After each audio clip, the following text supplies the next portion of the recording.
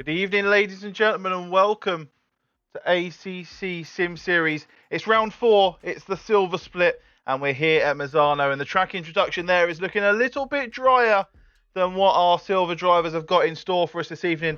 My name is Dan Terry, and I'll be here with you this evening, bringing you all the action as we hit towards the penultimate week. It's the penultimate week of the championship, guys, and we're here just to have an absolute barrel of laughs like we did last week on the stream, taking us into around a very, very wet, as you can see in the small screen below me, a very, very wet Misano that we've got this evening.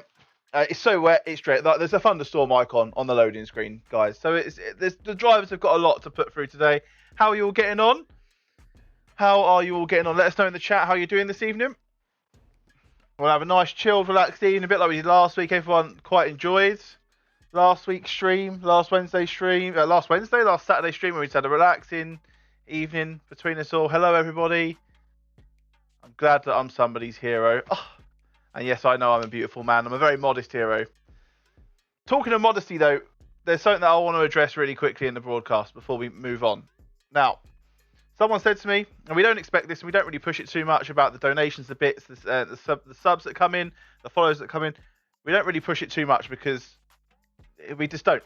But someone says to me, why don't you have donations like come up on the stream? Like people donate using the donate link in the chat, and they don't come up on the stream. And that's because we have that as an option. That if people don't want to be like made public that they want to support us, like some people just don't want that, which is perfectly an option. And actually, there was a guy last week. I'm not going to mention who his name was. There was a guy last week. We got 2 donations during the stream last week. One, I'm always grateful. We did get a really substantial donation through last week, and I'm not going to mention who that is, but if they do watch the stream or watch the stream back, I just want to say that, because I've not spoke to them, I just want to basically say a big thank you to that person who donated. They effectively paid for the servers that you guys get to practice on for effectively the next 3 to 4 months. I mean, that's 5 practice servers for 4 months, effectively. So it was a very, very substantial donation, one of the biggest we've ever had, and it was completely out of the blue. So thank you to that person. They know who they are. But like I said, we don't ask you guys to donate. We don't ask you to give bits. We don't ask you to sub. If you want to, we appreciate it. It helps out all the broadcasts. It helps myself, Gareth, Lars out with bringing you a really high quality production that we can do. But yeah, thank you very much to all of you guys that have subbed in the past or donated bits. The guys that donate via PayPal as well. There's a few of you, a few regular ones, which I note down as well. But especially to the driver that donated last week, the substantial amount of money that they did. Thank you very much to that person. But anyway, we're here. We're wet Misano. Free practice got about 3 minutes left. I'm going to take you through the championship table a little bit. And we're going to have a little look through where we're lying going into the penultimate week. So I'm going to move this over to this screen so I can see your wonderful chat faces and the stream itself as well. So Fabio Sakinski is sitting at the top of the leaderboard. 4 wins out of a possible 6 so far in Tier 3. With who's picked up the other ones? Let's go and have a look at Tier 3 in particular. So David Cox and Alvin Strong picking up the other wins as well throughout the season. So the top 2 still looking very tight. 7 points into it. Obviously, we've got a double points finale next week. The third, it kind of looks like it's looking for the 3rd place to get promoted into the gold split next season is still up for grabs between Strom, Long, Pavel, Hearn, all those guys looking to really stamp a ground on Tier 3. We go on to Tier 4. Shirabal, 2 wins out of 6. Jack Taylor, the other 2. And we've got Pedro Fernandez, who was looking to top the tree, I think. He was looking to top the tree in free practice for the overall win today. And Simon Gino as well picking up another win. But these guys are, again, top 2 looking to run away with it a little bit. And then 3rd, 4th, 5th, 6th, 7th, all really close contention. And I mean, next week's going to be fun anyway, because next week, if you don't know, is our Stream Racer party. So after the race, it takes a little bit of time for SGP to jiggle all the positions around and work out who's been promoted, who's been demoted, and etc. So we play some Stream Racer on chat, and it's a really good fun thing that you guys really enjoy. So next week we'll be able to see the real heroes and the real villains in the championship. But lots of guys here: Taylor, Dahl, Fernandez, and Bamba Washe, Gino Fernandez. The battle of the Fernandez brothers, 4th and 7th. Like one of those could go up, and one of those could be stuck in silver, and they're going to be taking points off each other. So we'll see how they go this evening. But that's the championship table. We had a really good night last night as well in the bronze stream. I managed to catch a little bit of the action. I managed to catch a little bit of the action on Lars' stream with Paul and Julian. I mean, my boy Robert Dunn, he's performing. He's part of the dream team. He's part of the squad. He's performing. He picked up, I think, 1 win in Tier 6 last night and was up there at the top. But there's loads of you guys as well that are really up, so impressing me. Really, really impressing me down in Tier 5, Tier 6. I think the incidents can get a little better. I think there was something like 100 incidents in total yesterday, which, I mean, it's bronze. And with a rookie championship, but it's bronze. So mate, we need to, the aim is around 60 for a whole, 60 incidents is a good number. If we can get through a race with 60 incidents, or a race weekend with less than 60, that's the goal in my head. We had about 100 yesterday in the bronze race. So, but I know my split managers are all over it. Mark and Ray doing a fantastic job in bronze. Nicholas doing a fantastic job in silver, and well, Pavel just being Pavel in goals. But no, all of them are really fantastic guys. So, 10 seconds left of free practice. Let me know in the chat who you are after. At the moment, Jack Taylor's sitting atop. Should we see? Because it's wet. We'll start with a controversial prediction, shall we? Tier 3 or Tier 4 on pole. It's going to be the first prediction we're going to have this evening.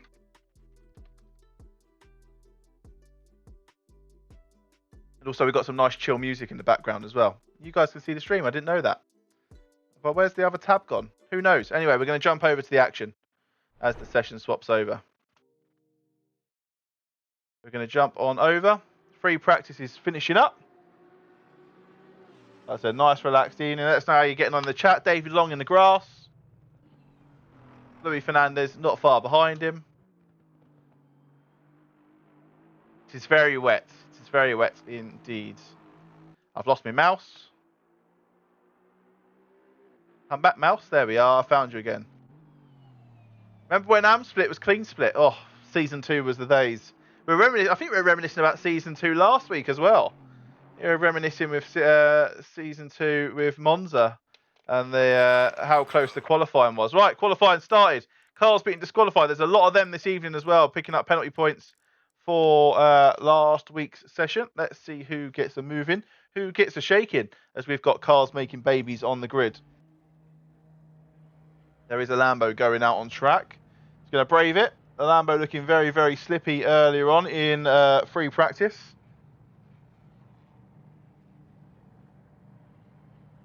Cars getting disqualified left, right and centre. I think there's about 6 or 7 drivers on grid penalties. We'll get to them as the qualifying session resumes. Car number 42 is the first one out on track. Let's see if we can find out who that is. Where is 42 on my timing screen? Andreas Bottori. Don't recognise that name, so I'm assuming it's a new driver for this week, getting out in the coveted first out the pits position.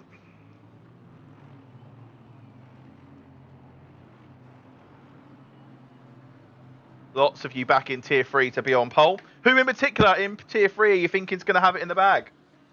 Let us know in the chat.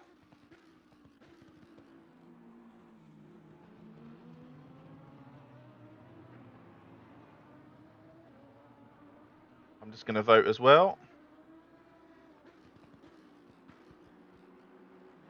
I'm going to vote on the old prediction, which I think is ended, so I won't bother. But Bottori then in the Lamborghini picked a bit of a tricky, probably didn't look at the event configuration to see what the weather was going to be like.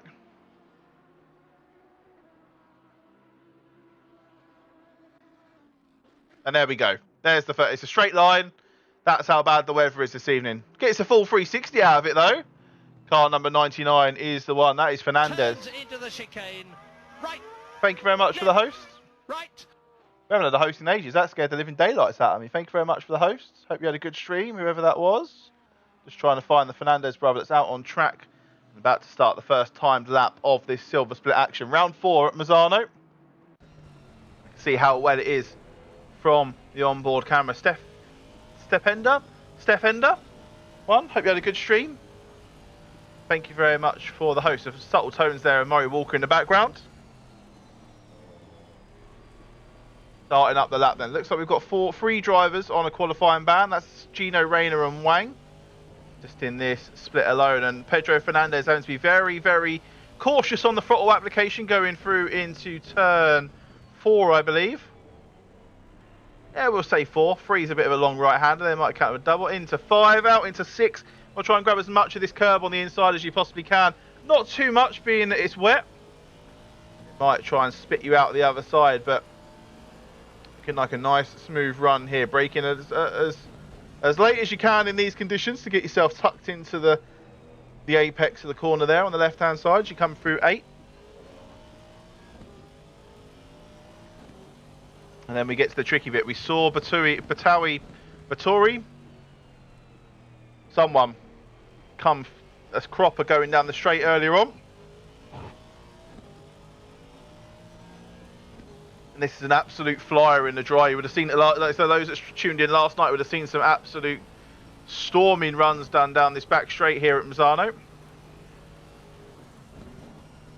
Oh, the back end's trying to get out from him. Can't quite get it slowed down. May have just kept that valid. Depends how lenient the old track cuts want to be on this wet weather weekend. 6 is... Oh, he's got his brother behind him for last. Pedro and Louis, next car 1 and 2 in this qualifying session. 2 Fernandez brothers next to each other on track and very close to each other in the championship standings as well.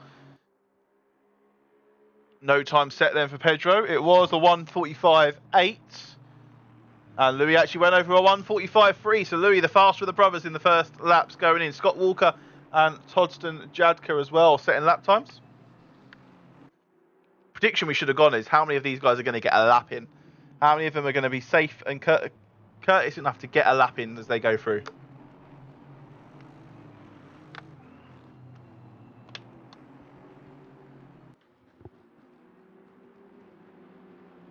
Please don't reverse into T1 this week. You never know around here. Louis Fernandez still atop the tree. Richard Bell coming in with a 57.5. Hopefully that's just a little bit of a banker lap. Who is up on their time? Bamba Wash at 8 tenths up at the moment. Looking to put in a lap that's going to be provisional pole. Lovely looking Aston Martin green on that Aston Martin.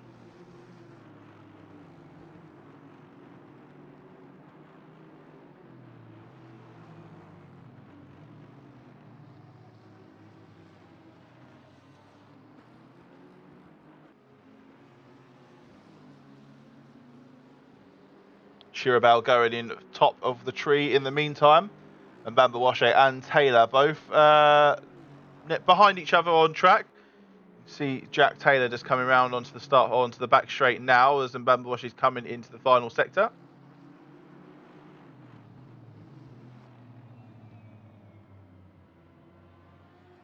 Both drivers, so there are a lot of drivers finding time here as they go through their lap. Pedro Fernandez now breaks into the 44s. Putting his brother out of place after his brother stole pole off him in the last turn around. How Walton Bamboshe, he's lost quite a lot of his time in this final sector. Don't think he's going to see any improvement, but he knows he's got it in the lap. He knows he's got it in the lap. Haller, must have been invalidated, went across to a 51. Invalidated. Jack Taylor's lost a fair whack of time. 5.5 seconds, in fact. So I imagine he's had a spin coming down the back straight. Who else have we got that is up? Ariane Faneri is 6 tenths up at the moment in the McLaren. McLaren quite tricky to drive in the wet.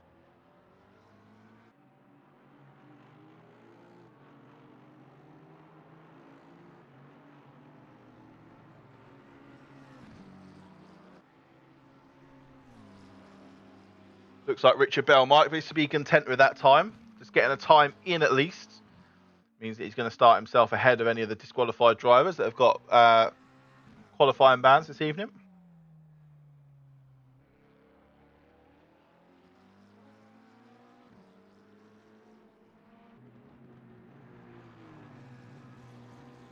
Faneri still 4 tenths up, trying to secure as much of that time as they possibly can. We'll jump over afterwards to Jack Taylor, a second up at the moment, going through sector 1. Faneri does improve, goes up to 2.3 seconds off the lead. Jack Taylor needs to find 1.2. Delta's saying 1 at the moment, so these could have a little bit of time in. If you can grab the back of 712, which I believe is Nemeth. I think Nemeth might be moving out of the way, letting him through. He is. MF invalidated as well. See if Jack Taylor can get it slowed down this time. I believe this would have been where he lost most of his time in his last time lap. As I looked and he was up, and then he was 5.5 seconds down. So still up 1.3. This could be enough to put a position in for pole. Take Scott Walker off of pole in that GTR. Scott Walker having a great drive this evening. Well, that might be invalidated there from Jack Taylor. Scott Walker of the Rubber Dinghy Rapids coming, just need a bit of wet weather, and it's there to show. There, Jack Taylor was invalidated, but was a second up, so he knows he's got it in the locker. He just needs to get it under control down the track. Have a little look at that Rubber Dinghy Rapids GTR. Out in the lead at the moment with a 1:44.6. Absolutely great drive from him. Struggling to get it turned in. Down on his time at the moment. Let's go and have a look at Chirabao. Chirabao's 8 temps up. Needs to find 4.5. Oh, 9 temps. Finding loads of time coming down this back straight. Little bit of tail slide going through the right hand. I think that may have invalidated there using that runoff, but we'll see how it goes. He's 8 temps up at the moment. This will be enough to put him in pole position.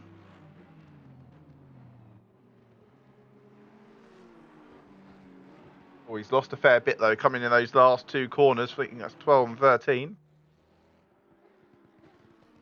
Bit of Tokyo Drift coming around the final corner. What's he going to bank in? Absolutely nothing. He's lost all the time, losing the grip as he comes through. Where's Luis Fernandez? Luis Fernandez coming across the line. Is a second up, ladies and gentlemen. So that's going to put him, hopefully, on pole. 44.3. Towards St. Jadka next over the line. 6 temps up. Track may be starting to dry up a little bit for these guys. The dry line forming. It's obviously still going to be very wet on the dry line, but it's just enough to get the tyres to grab on a little bit more. Be able to put the power down, especially coming out of some of these tighter hairpins around Misano.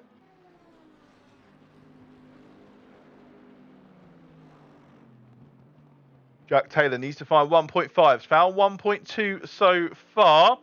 1.3. Lost a little bit on the final corner, but he's definitely got the potential in there to put himself on pole. Goes up to 4th then. 5.5 temps off the leader, which is currently sat at Luis Fernandez on a 1:44.3.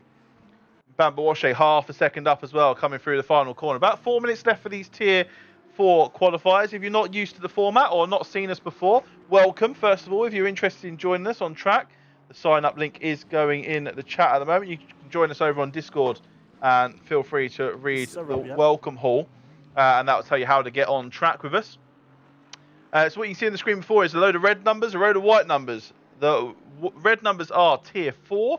So they're the lower tier drivers, and the white drivers are Tier 3. So they're the higher tribe. We have 6 tiers in total currently this season. Tiers 5 and 6 raced last night, and Tiers 1 and 2 race tomorrow evening.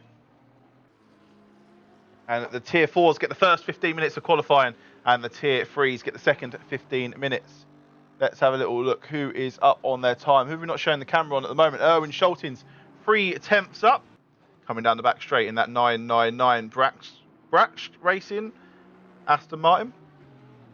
Seems to have lost a little bit of time, then gained it. So he's very close on that delta at the moment.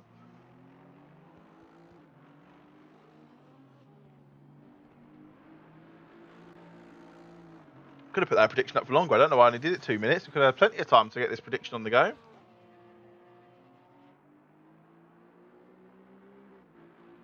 Erwin Schultins then coming across the line. Needs to find 4.5 seconds.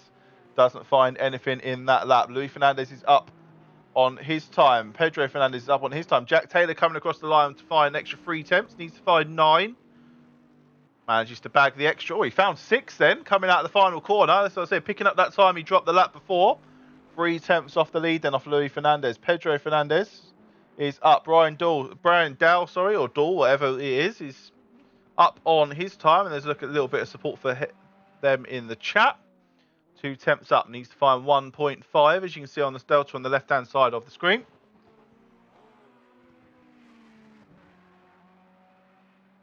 Finds a little chunk of time. Puts himself up into 6th. Pedro Fernandez is next to cross the line. Sort of aligned himself with his brother again. I don't know if either of these two have pitted and come out next to each other again, but they're been side by side throughout the entirety of qualifying. 2.5 minutes left then. These guys will get 2 laps in. Some of the guys just starting their laps now, like car number 19, Marcus Haller, probably is on last lap Lando now. No, he should get through. There's plenty of time. They'll all get one more chance. So Pedro Fernandez finds 6/10. Louis Fernandez was down 6/10 that lap, so that's where that time's come up. Torsten Jagger 140 looking to cross the line. He's going to put himself up into 5th. Zach Wilson next across the line then. He is 2 seconds down. He's up a second at the moment. With the tight and technical last part of the set lap. Oh, that rear end looking to go as much as it could. And just to bucket in 8/10, puts himself up to 8th. And all these guys at the top now finding time. Jack Taylor being one of them, crossing the line. 7/10 up, that puts him on pole. 1:43.5. 4/10 essentially in the bag to Louis Fernandez. And now all the pressure is going to be on Louis on his penultimate lap now. This could actually be very, very close to final lap actually. Looking at where he is on track and what the average track lap times are. You should get another. Both these boys should get another lap in actually. Let's hope so anyway, because they're both down on their time at the moment. But one driver that isn't down is Alejandro Chiribero. Needs to find 8/10. He's 7 up at the moment.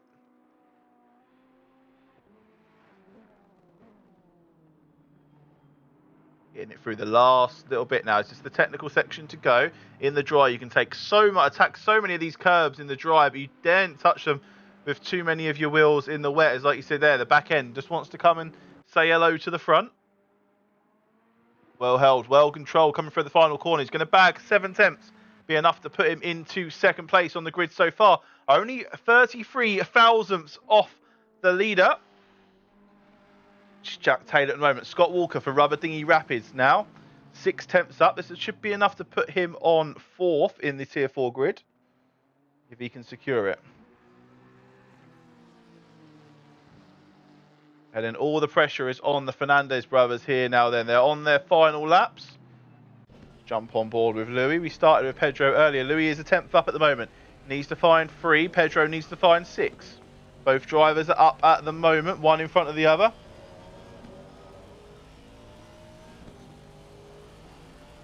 Our pro drivers there, you can see on the map on the right hand side, leaving the pits to get their start their out laps. Andreas Balti actually was 6/10 up, seems to have lost it. Oh, he's coming into the pits, that'll be why. Is he coming into the pits? He looked like he was coming into the pits. He was. Louis Fernandez then bottles out of his lap, but Pedro is 5/10 up. Can he be the spoiler on the back of Louis Fernandez's car then and really upset the apple cart and put himself on pole for Tier 4? Like I said, all these guys really in contention for the final promotion spot up to at least Tier 3 next season.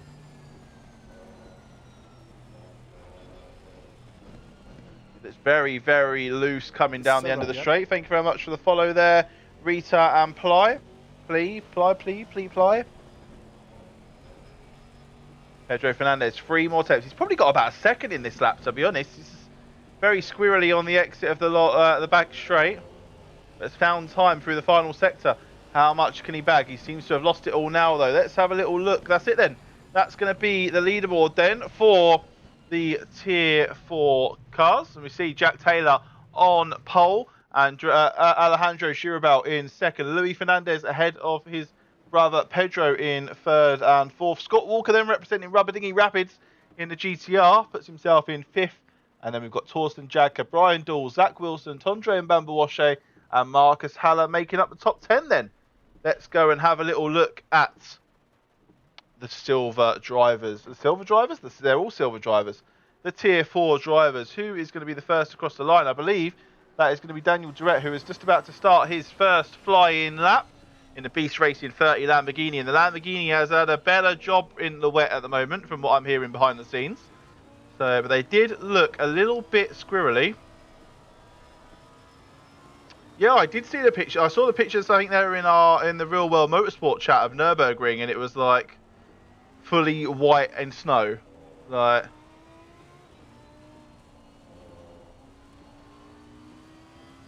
awesome. So they should just put them out on track.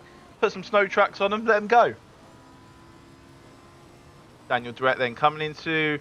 Oh, let's go for maybe the second hairpin of the track. There's probably one, two, there's at least 4, really, if you include the one in the end of the third sector as well. So coming through the second hairpin, needs to try and get as much grip as he can down. Obviously, the tier 4 drivers before would have warmed the line up a little bit to disperse some of the standing water. So theoretically speaking, this would be wet optimum for our tier 3 drivers, as they've not got to deal with the standing water in between the sessions of free practice and qualifying. If Daniel Direct can do a better job then of Baltoy, who had sent it spinning round at the start of commentator's curse right there, ladies and gentlemen. We'll have that as a clip. Thank you very much. To start talking about him spinning, and goes and spins. Andrew Hearn, next car to go around them. Andrew Hearn, 666 McLaren, representing Skid Solo Racing this evening. I say this evening, always representing Skid Solo Racing, which is great to see. Coming in for his first time lap. Not seeing if he's had any difficulty with getting any track cuts. It doesn't look like he has, though, because he's gone all the way over to the left to try and get as much time in as possible, and goes in 8th even, sorry, with Sakinski going in 5th. Another one to look out for. Let's have a little look down. Let's have a look at another new name. Alan Newer. Looks like a new name I don't recognise. Newer Racing 76 McLaren. See where their pace lies. I think we only had one new driver last week in Joe Grace. I've seen in the split chats this week a few new drivers being added across the board. Alan Noah then looks like to be invalidated in his first lap, which is a 1:46.2, and he's gone again for a second try. So bunched up though. Some of these guys need to start finding some space in qualifying. I mean, it's good to get a tow, but was that what it was? Was it the 140 car race that they have at Nürburgring that got red flagged?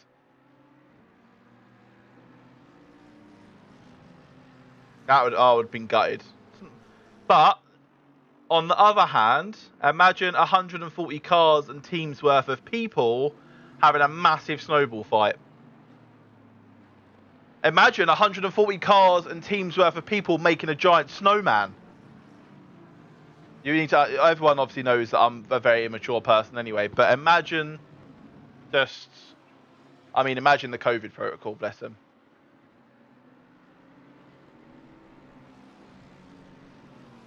Imagine the health and safety guys at PLN.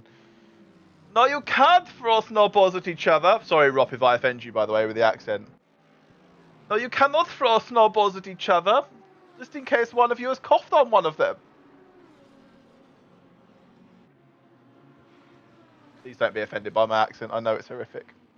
Eric Hodgden, 1:48.1, sees himself in 29th, 4.5 seconds off the lead. But is an astounding 2.1 up on his lap time. Hey, British Summertime starts tomorrow. I cannot wait for the Gold General chat being like, so what time's the race? So what time's the race? When's the race? Because I don't know what time the race is. When's the race? It's an hour. If you're in the UK, the race will still be 7 o'clock, because we're moving it to 6 o'clock UTC, which will be 7 o'clock GMT. Because the majority of the drivers are, the majority of drivers in ACCSS are based in Europe. Look, this is what I mean earlier on, by the way, saying about these guys need to find some space in qualifying, and they go and absolutely bump each other off the track. Jason Daly then, 1:47.2 in 29th, 6 tenths up.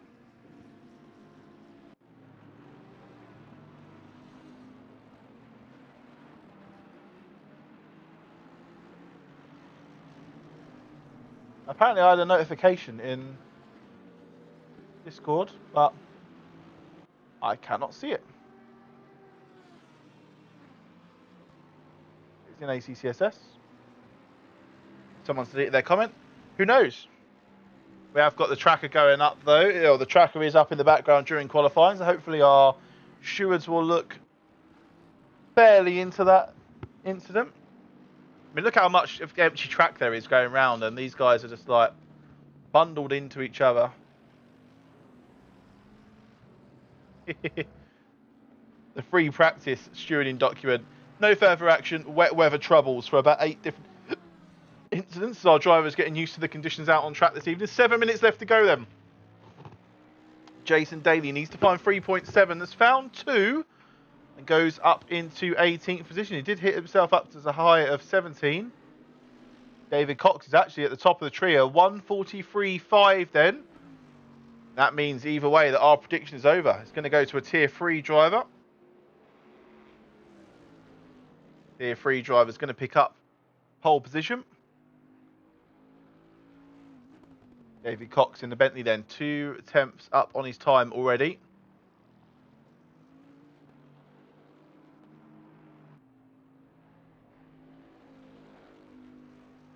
Start the next prediction as we go into the race shortly afterwards.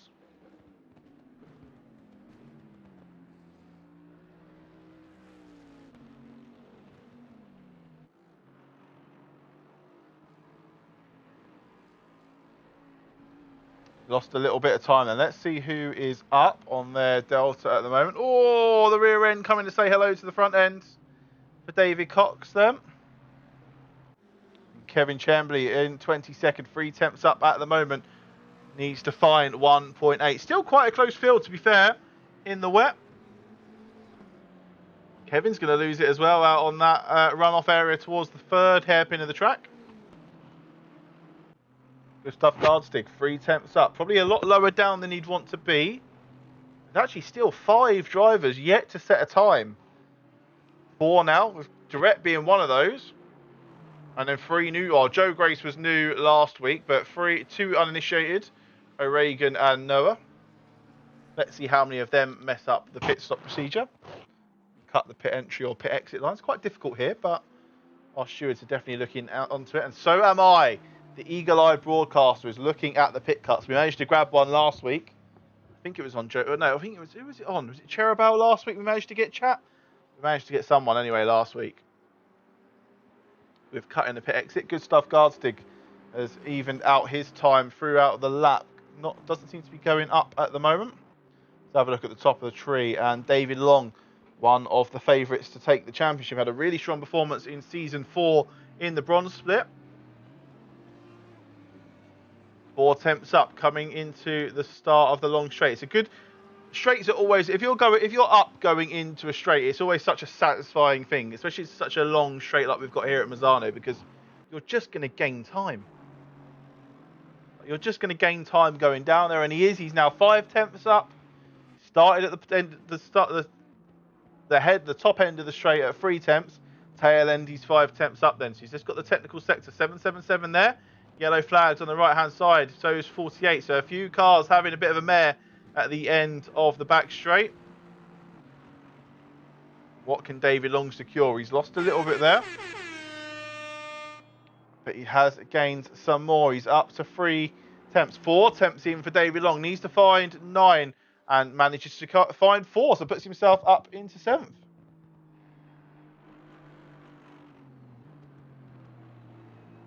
Bobby gifting a sub.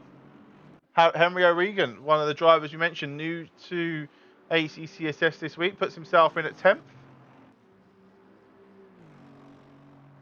I think everyone has now set a time as well. Got Richard Bell at the bottom on a 57 with that banker lap we saw earlier on. Joe Grace has now set a time. Alan Noah's now set a time. Alan Noah's actually 6 tenths up, go around the final corner. 3 minutes left of qualifying. Who are we going to see taking pole? Is it going to be that Bentley of David Cox on the top? Noah bags that time in. Joe Grace up on his lap as well. Actually, he's lost that. Eric Hodge now, obviously involved in an earlier incident.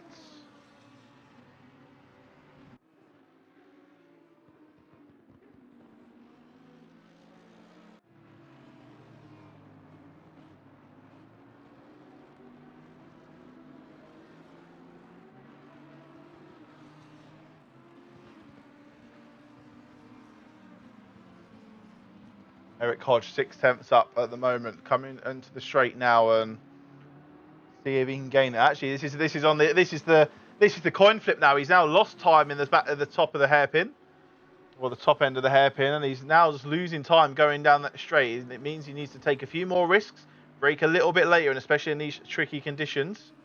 See there, the tail end trying to come out. But actually, that's found him nearly a second. So Eric Hodge looking to put himself in the top 20 of this race.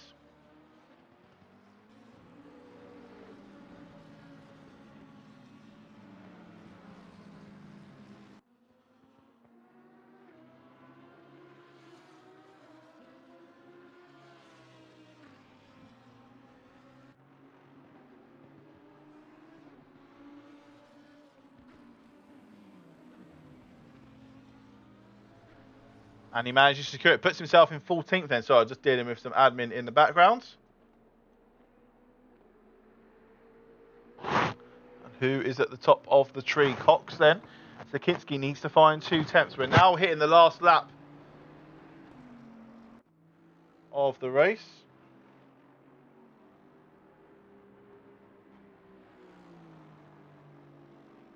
Last lap of the race, last lap of qualifying.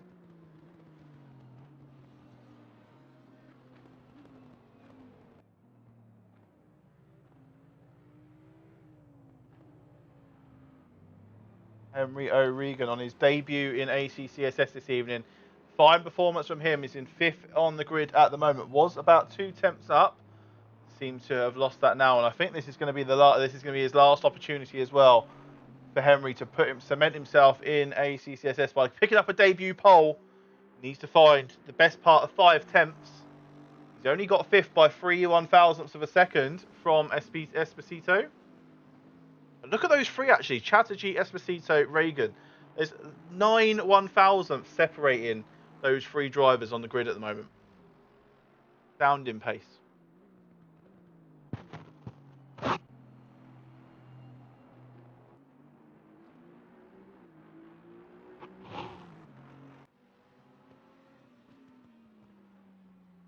Absolutely astounding pace then from these guys, putting the time and effort into the wet weather. See how O'Regan goes round the end of the lap into sector 3. Or now through the middle of sector 3 actually, should I say. Gets it slowed down, gets it turned around the hairpin nice and smooth. Oh, he's found a bulk load of time, in that sector, but has lost it coming towards the penultimate corner. How much has he got in the final corner? He's got a little bit. This could be enough to put him on the front row. I'll have to see how much he secures. Secured a little bit. Oh, the gap there between the top 4. David Cox is about to blow us all away though. An absolute astounding lap if it's valid. Racing, thank you very much for the follow. I recognise that name from being in here. Rob, thank you for the sub if I didn't thank you earlier on. I was singing your praises earlier on in the race intro, so feel free to go back and check that out later on. I was saying how much faster than me you already are after like 2 weeks of racing. David Cox then crosses the line.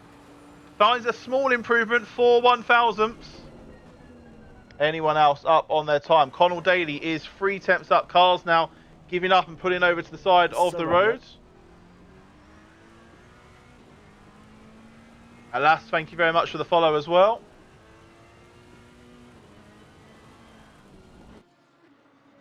Connell Daly needs to find 1.4. I don't think he's going to find that. He is going to find 2 or 3 tenths though. They're so tight up there though. That's going to put him into 13th. Andrew Hearn was valid. Lost it a lot of it on the exit of that corner. And then Alvin Strom's going to be the last car to come across the start-finish line. He is up on his time.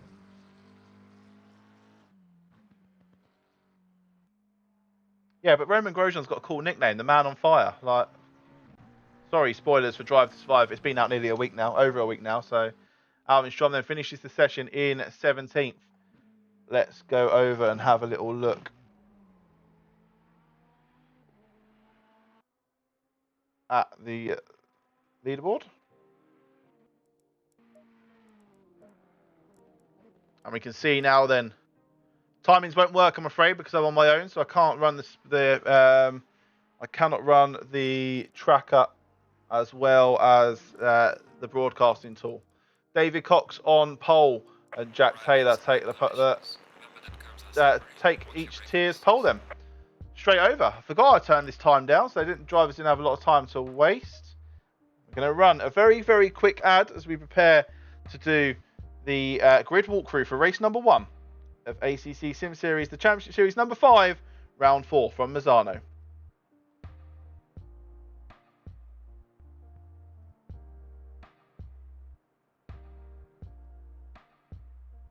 Maybe we won't run an ad. Depends if it's going to work or not. We probably won't run an ad then, because it's not going to work. We're just going to jump straight in.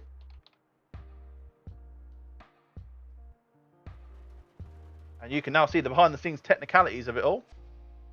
and what the camera movement looks like. Go through the grass, and we're back.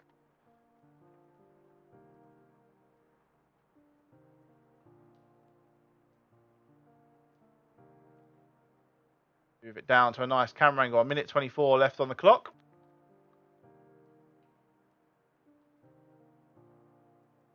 Pop it over on this screen.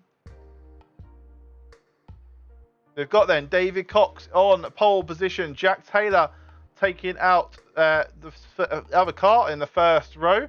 Where's my words this evening, chat? I do not know. Shirabal in third. Sakinski in fourth. O'Regan on his debut in P5. Esposito is P6. And then we've got Chatterjee and Fernandez. Long and the other Fernandez. Then Scott Walker. Great qualifying from Scott. Really good to see that rubber dinghy Rackage GTR so high. Jadka, Direct, Daly, Hearn, Hodge, Strom, Chambry. And then we've got Barticus, Ericsson, Bahan, Daly, Dahl, Martins, Wilson and Bambawashe. And then we've got Joe Grace, Noah there as well. Haller, Vittori. Lots of new names in this race this evening. Garstig, Faneri, Nemeth, Cube, Griffel, De Royden, Luke, Schultens, Bell, Wang, Gino, McKenna and Rayner starting at the back then. Those four cars picking themselves up a penalty for causing incidents throughout the season. Who's your money on chat then? Let's bring all the broadcasting tools back.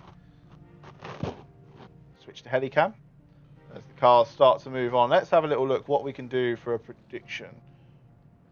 Here we go, because we're advocating this driver today. So will Walker get top 10?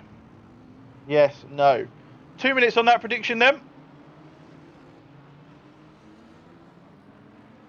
2 minutes on that prediction. Will Scott Walker in the Rubber Dinghy Rapids GTI is qualified 11th. Will he manage to secure a top 10 in race number 1?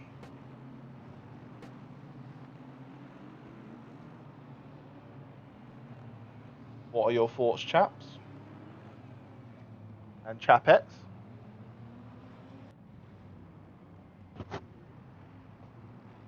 These guys should start to be getting used to the weather around them now.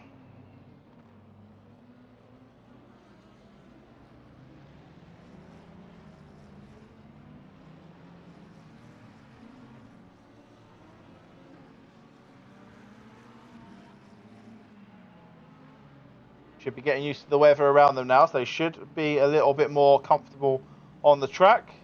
They know when they need to brake, they know when they can let off the gas and let the car roll around.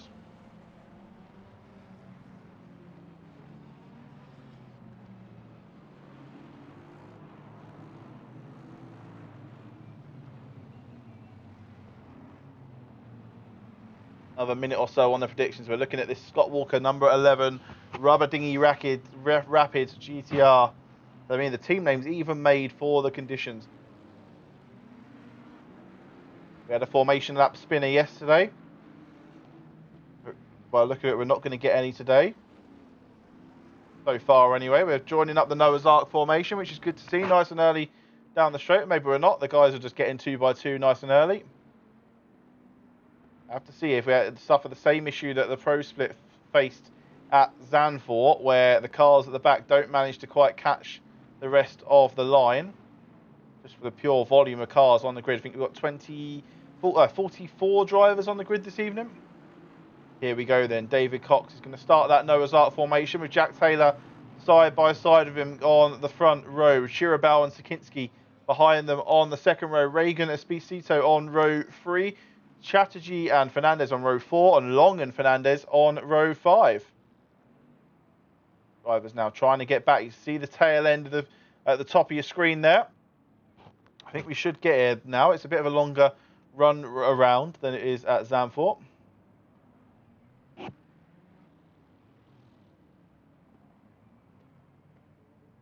Here we go then. Looking to start off ACCSS, the Championship Series number 5, powered by Sim Racing GP. It's round 4. It's the silver split. And we are about to cross the line for the start of race number 1 then. David Cox leads them round with Jack Taylor in the 215 Bentley side by side with him. The cars at the end just about managing to get around the last corner. And let's see how they filter in. The guys slowly, there's a bit of a car off in the background. 4 or 5 wide further down the back, as you can see. But David Cox has had a stellar drive around the first couple of corners and manages to gap the rest of them. Jack Taylor, on the other hand, maybe in a lower engine map, maybe for the formation lap than he expected to be. Sakinski now looking to take advantage of the poor start that Jack Taylor has got. Moves himself up into third. Can Henry O'Regan squeeze through as well in that orange Aston Martin? You can see looking to get involved as well as he can. Oh, there's contact, and that spun Jack Taylor round. Welcome to ACCSS. Henry Regan, you're about to kick up your very first penalty there. David Cox leads them round then. Hairpin for the first time. We're going to let the timing screen catch up. We're going to see where the battles are on track. And we're going to see who's the losers there. Talking of losers out there, it looks like Pedro Fernandez has lost out to his brother Louis going through. Oh no, Pedro Fernandez is ahead. Oh, there's big carnage further down the order. Let's go and have a look at that. Who's involved in that? There's cars returning to the pits. I think 25 through. Who's 55? Where can I find 55? I want to find car number 55, chat. It's Brian Dahl. I want to go back 30 seconds. And I want to see the carnage unfold. Oh, there we go then. Just cars not being sensible on track. We saw a big old cluster of yellow flags. Looks like David Long's involved. Andrew Hearn, Dahl. Not too sure who the Champagne Aston Martin is there. That's just pulling off to the side. Brian Dahl pulling over then. I think it might have been Torsten Jadka. It was Torsten Jadka. Not a great race start to race 1 for him either. He struggled a little bit. I think he might have had a qualifying ban last week at Barcelona, because I remember him being lapped early on by the rest of the field. But there we go then. Let's have a little look at the rest of the field. 977 David Long trying to trundle his way. 812 picking up a disqualification from race control for driving the wrong way. That'd be from the game. Who is 812? Ariane Faneri then picking up a disqualification from the game for driving the wrong way. I imagine he's probably spun in the wet conditions and has tried to right himself, and the game has disqualified him. David Cox leads us round then. Big old gap to Shirabel, with Esposito taking big advantage. And Scott Walker, prediction was on for top 10. Still looking at 11th and is chasing down Connell Daly then in the 505 Ferrari. And just look how well it is. It's a perfect opportunity to be an advocate for the bonnet cam in ACC. Bonnet cam gives you much better visibility in these conditions. But then obviously you sacrifice the immersion, and a lot of our drivers here, and I'm all for it, are all here for the immersion and feeling like you're in the car driving. I mean, if you really want me to, I'll come round and chuck a bottle of water over your faces as you're driving this evening. That might help you a little bit with the immersion. I'll get your better half to turn the shower on and put it in your face as you're driving round. Scott Walker looking to take as much advantage of Connell Daly's mistakes as he possibly can. There's just not too many mistakes though from that Ferrari so far. Got 6 drivers retired or in the pits, looking to repair damage. Looks like the majority of that was from the big lap 1 incident. Let's have a little look where the battles are on track. The Fernandez brothers side by side in 7th and 8th. Pedro having the better start, started in 10th, now finds himself up in 7th. And Louis started in 8th and stays in 8th as well. So Pedro picking up a fair few paces off the start. I'm just wondering what's happened. Oh, Jack Taylor was spun, wasn't he, by Henry O'Regan. That's why Jack Taylor's down in 13th. But he did have a really difficult start, did Jack Taylor. Just couldn't seem to get the grip down in front of him and was just being swallowed by the pack then. And that's when the contact came as Henry was trying to take advantage of the ever slowing Bentley of Jack Taylor. Let's go have a little look at the stewards report.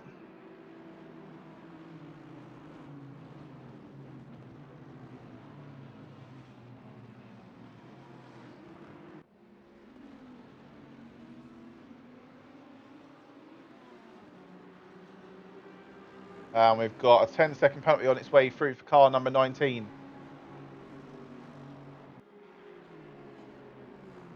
Who else have we got here? What? 215. If that's further down the order. window's now open. So all the drivers that have hit early doors. Marcus Haller picking up the first 10-second penalty there. More warnings coming through with a bit of door banging, which is understandable. It happens in racing. That's perfectly fine, especially in these conditions then.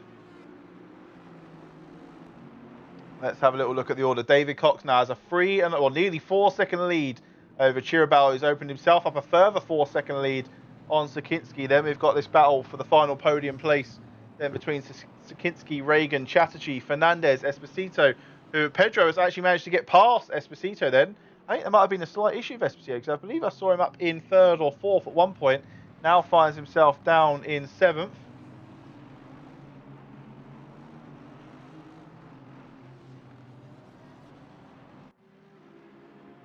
The battle's further down the order. There's a bit of a battle going on. Ooh.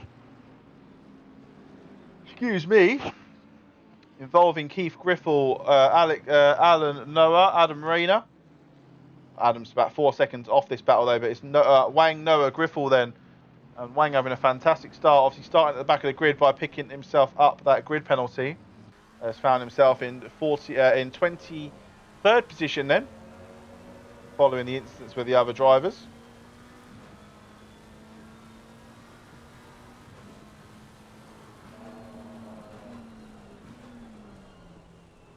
Yeah, 5-second penalty for car 30, which is Daniel Durrett, I believe. A car 5-second penalty for car 72, which is Zach Wilson. We've seen applied there. I'm about to get a 15-second penalty for car 33, and I believe that would be involved in the big incident that we saw halfway down lap 1. Pop back over to the steward sheet shortly.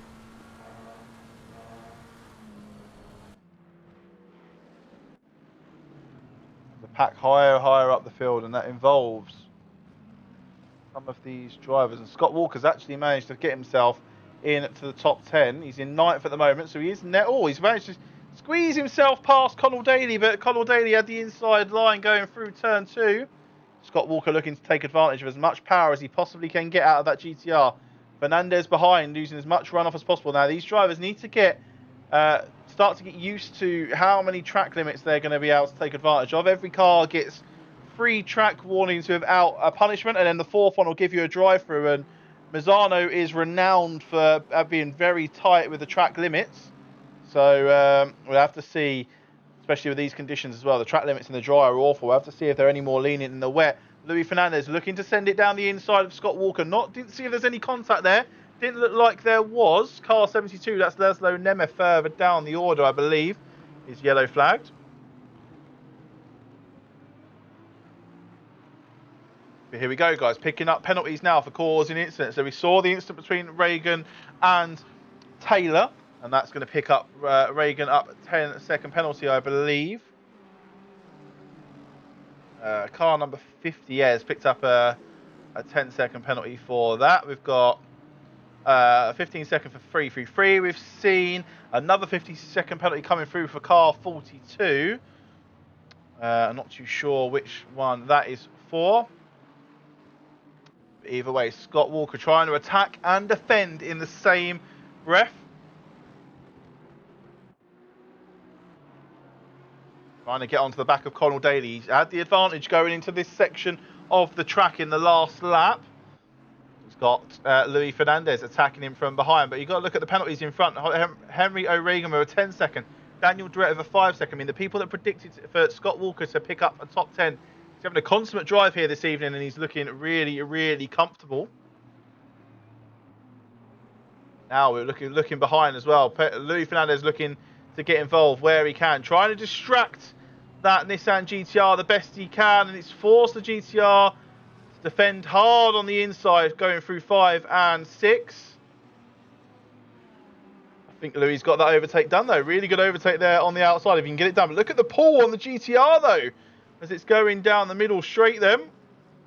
Still got the inside line to defend. Car 76 then.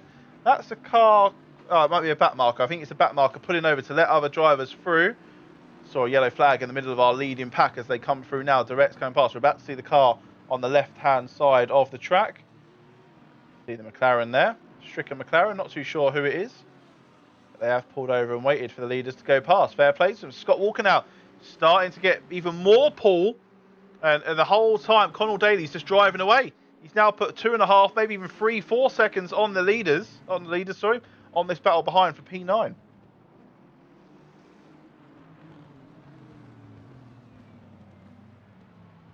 Fastest lap of the race so far. David Coxwell, 1:42.999. Absolute stellar drive from him. Still finds himself obviously out in the lead. 4.5 seconds to the good.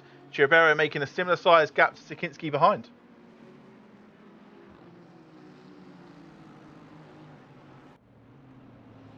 See Luis Fernandez having a much better drive than Scott is through this part. Let's have a little look at the rear view of this Rubber Dinghy Rapids GTR.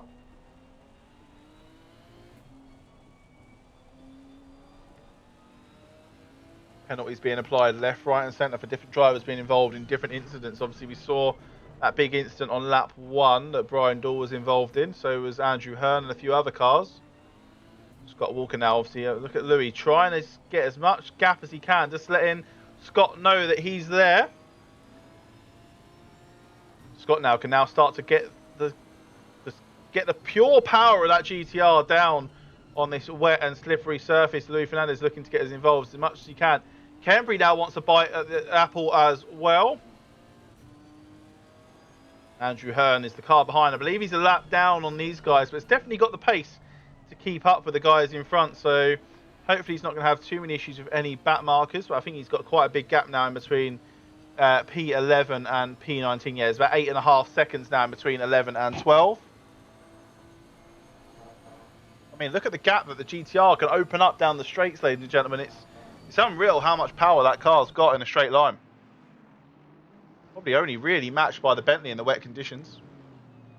What battles have we got going on further down the track? And we've got a contentious one down in P20 and 21. Michael Wang and Adam Rayner battling out for the 20th position spot. Both in the Bentley there. The 107 for Wang and the 25 for Rayner.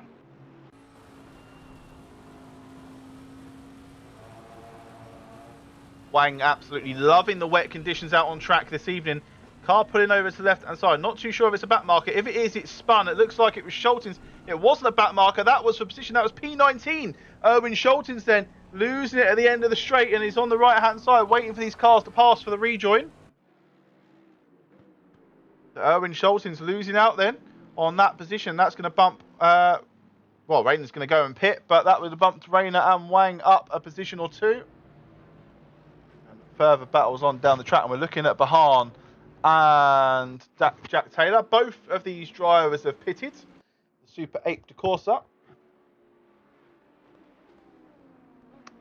48 Ferrari there of Andy Bahan is chasing the driver who qualified in second, being Jack Taylor. And as I say that, he runs well off the track. Barticus coming through in the 188 Aston Martin behind. I believe that's either gaining a lap back. I think, Bahan, that's a bit too much loud pedal there, mate. You need to let your tyres get as dry as they possibly can where you spent so much time on the runoff earlier on. Jack Taylor can breathe a sigh of relief now then, as Bahan was tearing down the back, trying to get him back in contention. Jack Taylor pitting early, trying to get as much time as he possibly can back on the leaders, especially after the contact he had with O'Regan.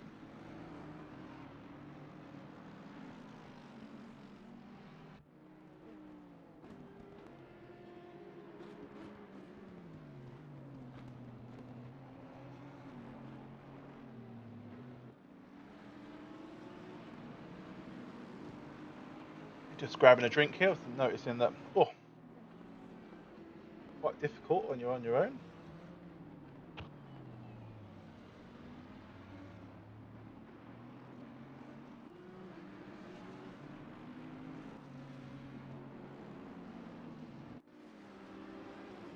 David Cox still having a stellar drive out on top. He's now opened a 6.5 second gap to the leader.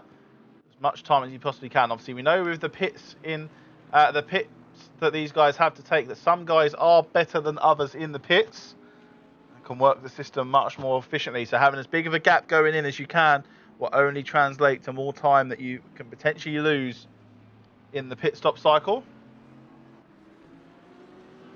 Fernandez brothers both in the pits together then, 99 and 126 in Aston Martins in P11 and 12. Pedro just coming out of the pits now. Luis Fernandez also just getting himself moving as well. Chatterjee trying to make his way past Henry O'Regan in the 50 Aston Martin.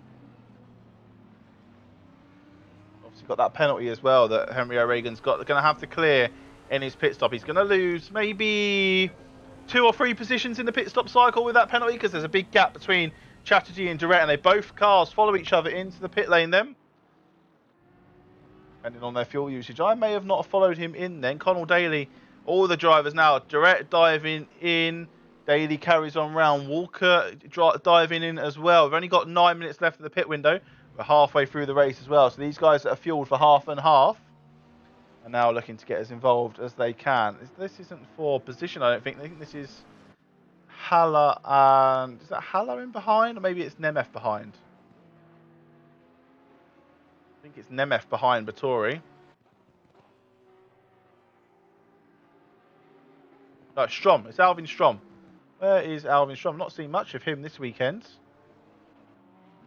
Alvin down in 35th then. Qualified 14th. So imagine he was involved in some sort of incident on the first lap.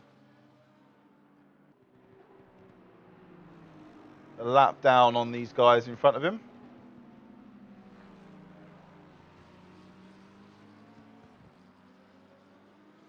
As Bathory jumps into the pit lane. Andrew Hearn and Chris McKenna next battle on track.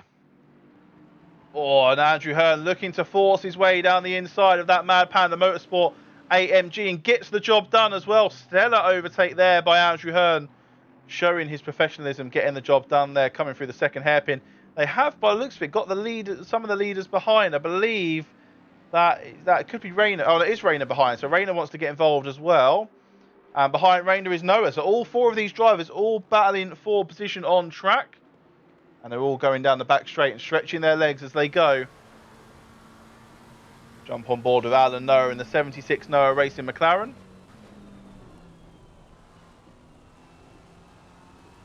Andrew Hearn being the cork in the bottle now after getting past Chris McKenna, who was holding that position up to begin with. And all 4 of these drivers looking to try and grab onto the 26th position on the grid.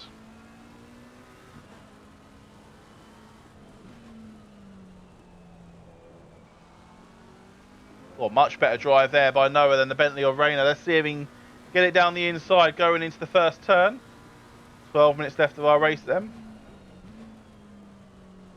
Backs off and we'll live to fight another day for this battle so far. Bathory in the pits then. Looks like Strom hasn't pitted or may have pitted and not changed tyres. Same with Daly as well. Both these drivers yet to pit down in 35th and 37th.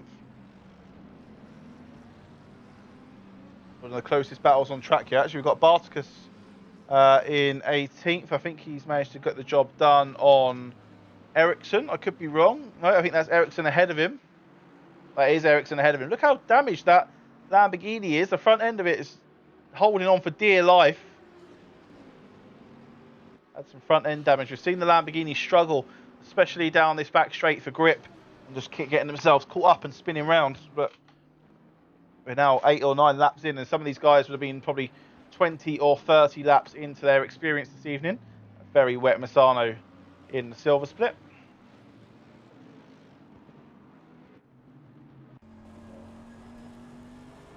This is for the battle for P17 on track then. Oh, there's a yellow flag further down. 99, 72, 25. Adam Rayner involved then. And that battle was... Is that for position? 76 Noah managed to get past Rayner. McKenna was off track.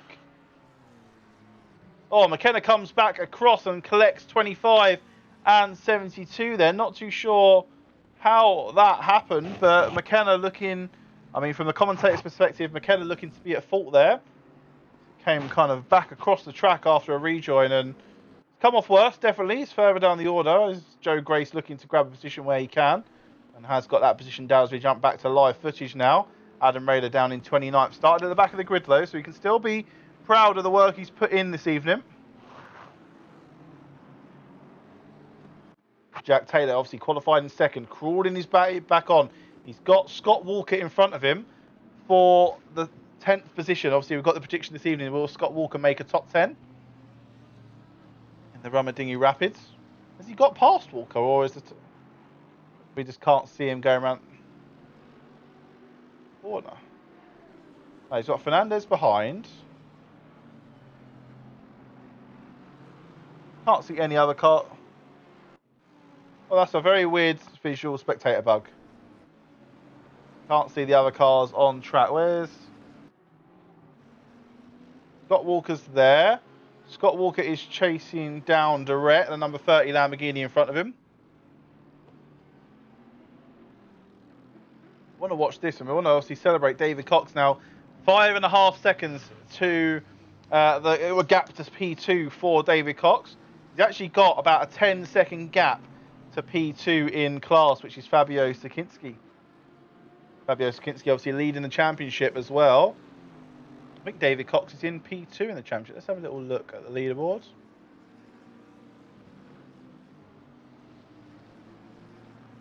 Eight minutes left to go then in race number 1. 2 races here this evening then. Double header at Misano. Both are going to be wet. And yes, so this will put a cat among the pigeons. David Cox, if he wins this race, he's going to put himself within 4 points of Sakinski for the championship lead. And Alvin Strom's had a bit of a mare this evening. So is David Long, and Pavel doesn't look to be here. So a lot of our drivers in the tier 3 are either not here or not taking part this evening. So Daniel Drett in 10th in the tier 3 championship is going to move quite a few chunks up the order.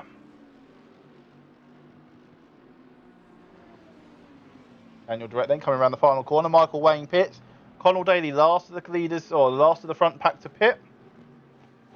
Still got 2 minutes left to go. Yellow flag in turn 1. That's involving car number 42, which is Andreas Vettori. Let's go back and have a little look at that in Helicam. See Strom diving into pit on the inside there. Does he get it all wrong himself, or is he involved in an incident? Oh, he gets it all wrong himself on under braking.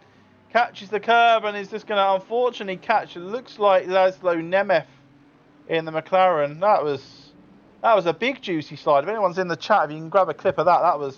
Oh, the rejoin from the McLaren as well. That's going to really mess with Scott Walker. And the battle for. Where is Scott Walker? It has messed with Scott Walker then. So Scott Walker's lost out on a top 10 position then from that rejoin from the, I believe, Laszlo Nemeth. I'm guessing, looking at the livery, that it was Laszlo. It likely was. That is the car we saw rejoining after the incident with Vettori. Scott Walker now finds himself down in P12 after getting himself caught up in that incident with the 2 back markers.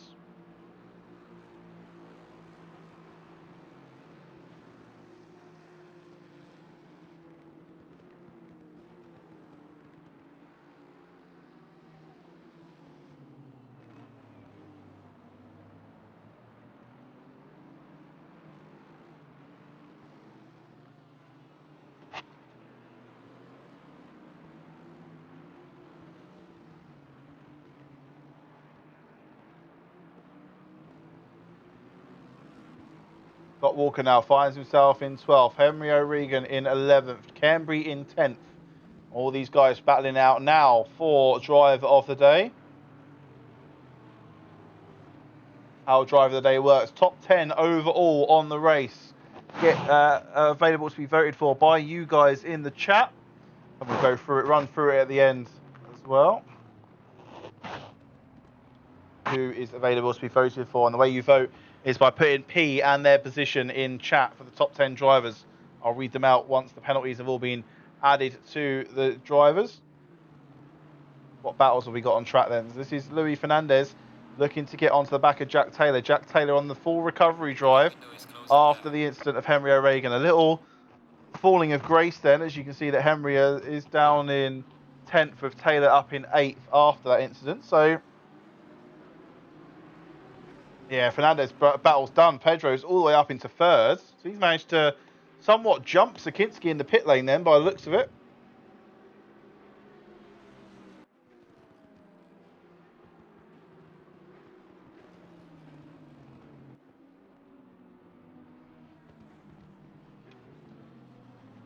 Luis Fernandez then losing out there. He's going to lose himself out to Jack Taylor.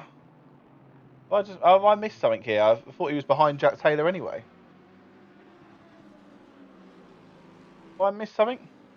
He's behind Jack Taylor.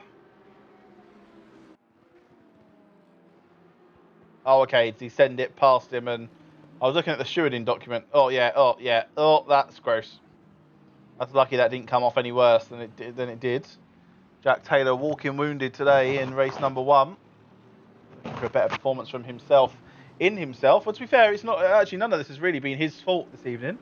For Jack, he was caught up in an instant in lap 1 and then has got Aston Martin sending it left, right and centre. Oh, there's a rejoin there from Jack. These guys need to calm it down a little bit. Starting to lose the grip on the tyres. It won't be the tyres' fault. They're only less than probably 15 to 20 minutes old. The more these guys battle, though, the more chance that Scott Walker's got of getting on the top 10. Not even the podium. There was podium at one point. He was really high up.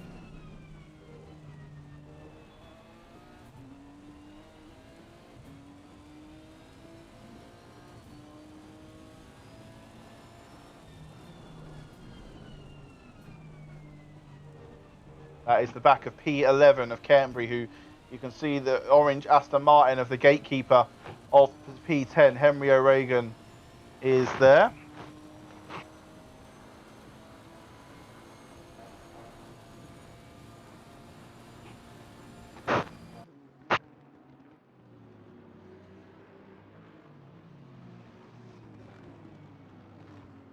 That rubber dinghy Rapids GTR on the left-hand panels looks to have seen better days.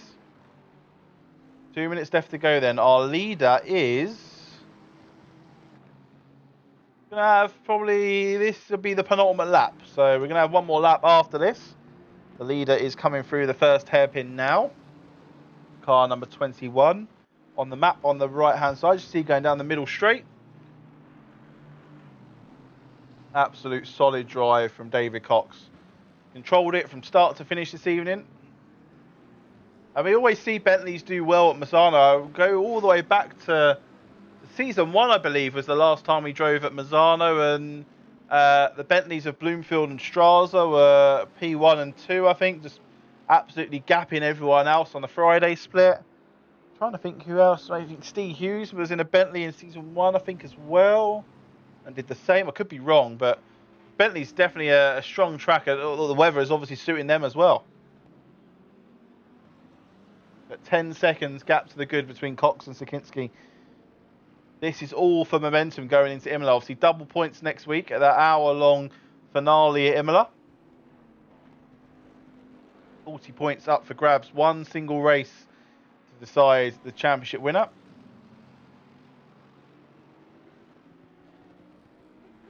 There you go, Mamba. Look, you can get a little sign-up link on the go.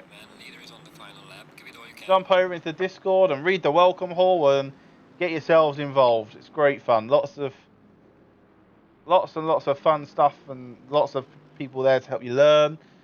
Very relaxed in terms of helping people learn to get better. A little bit less relaxed in the championships in regard we do punish quite heavily when cars are involved in incidents, but that's how he's fine. They get better. Scott Walker now is closing the gap. Closing the gap to P11, but the gap to P10 is opening. Gladstone MF there doing his best to avoid any more engagements in the race. So on Friday is my night off, and Paul and Julian do the commentary with Lars doing the broadcast in the background. Saturday I do all myself. I do the broadcasting and the commentary. And then on a Sunday, Gareth looks after the broadcast and commentates alongside Mihai in the gold split races, which is the ones that I race in. For some reason, it was deemed sensible for me to be in gold split this season. And I have done 0 Misano practice. So David Cox now looking to take it home for race number 1. Absolute stellar drive from the 21 Exciting Days Bentley.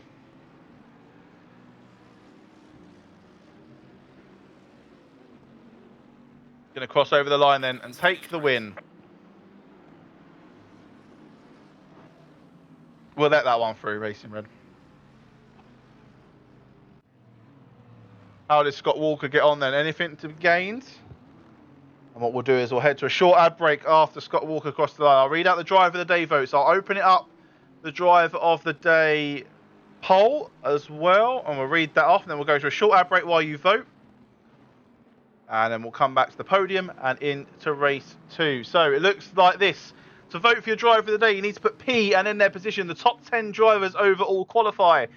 So to type P1 in the chat for Cox, P2 for Chirabal, P3 for Fernandez, P4 for Sakinski, P5 for Chatterjee, P6 for Daly, P7 for Durrett, P8 for Fernandez, P9 for Taylor, and P10 for O'Regan. Get your votes in the chat. We're going to head to a short ad break, ladies and gentlemen, and then we'll be back with race number 2.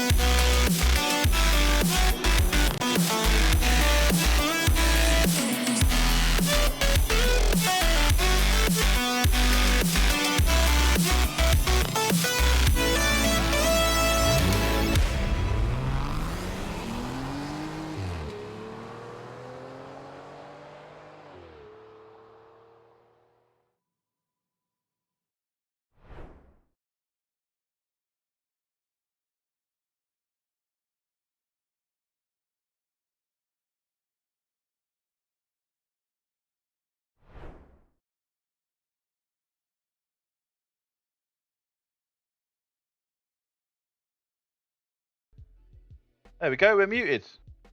We were muted, now we're not. We're unmuted. My touch portal has decided to stop working, so we're going to have to do this all manually as we turn on the names then. So David Cox takes the pro podium, Sakinski takes P2, Chatterjee takes P3 in our tier 3 class, Chirabal takes P1 in the AM class, and the Fernandez brothers seal 2 and 3 in the tier 4 podium. Jack Taylor picking up the driver of the day vote then, for his stellar efforts and a great recovery drive there for Jack Taylor, being involved in a couple of incidents here and there. I'm going to swap over to race number 2. Over to the game stream like this. We're going to click this like this. We're going to hit drive. We're going to hit F7. We're going to hit Control F7. I do apologise for any technical difficulties. Our touch portal, which runs the entire stream, has decided to stop working. Everything's set up manually that it mutes certain things and unmutes other things when I swap between scenes. So, hey ho, technical difficulties happen. We see him on Friday night, we see him on Saturday night, and we see him on Sunday night. So David Cox then is going to take the grid in first position with Jack Taylor next to him. Chirabel qualifying in third with Sakinski in fourth, O'Regan in fifth, Esposito in sixth, Chatterjee in seventh, Fernandez and Long in 8th and 9th, with the Fernandez of the Louis variety in 10th.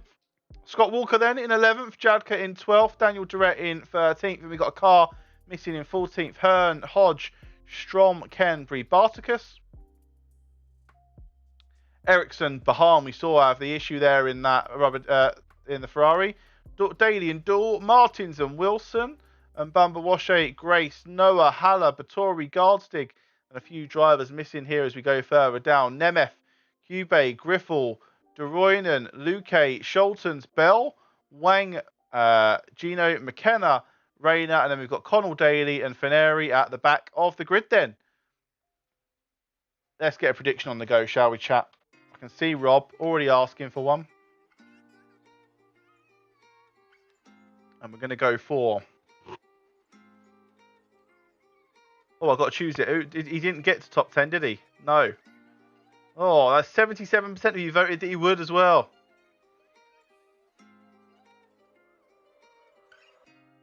Will we have less than 40 incidents in race 2? Yes, no. And we're going to go for 5 minutes on that one. A bit longer. A little bit of music in the background as well this evening. Feeling a little bit chilled out, a little chill out vibe on the go. We'll turn it off as the race action starts, of course, but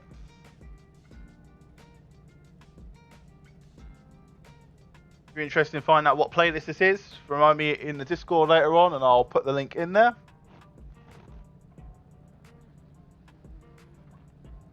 Makes it even better, which is why we love it so much, is that it's royalty free. Did I turn... Oh. The nameplate's off? Nameplates are off, yes.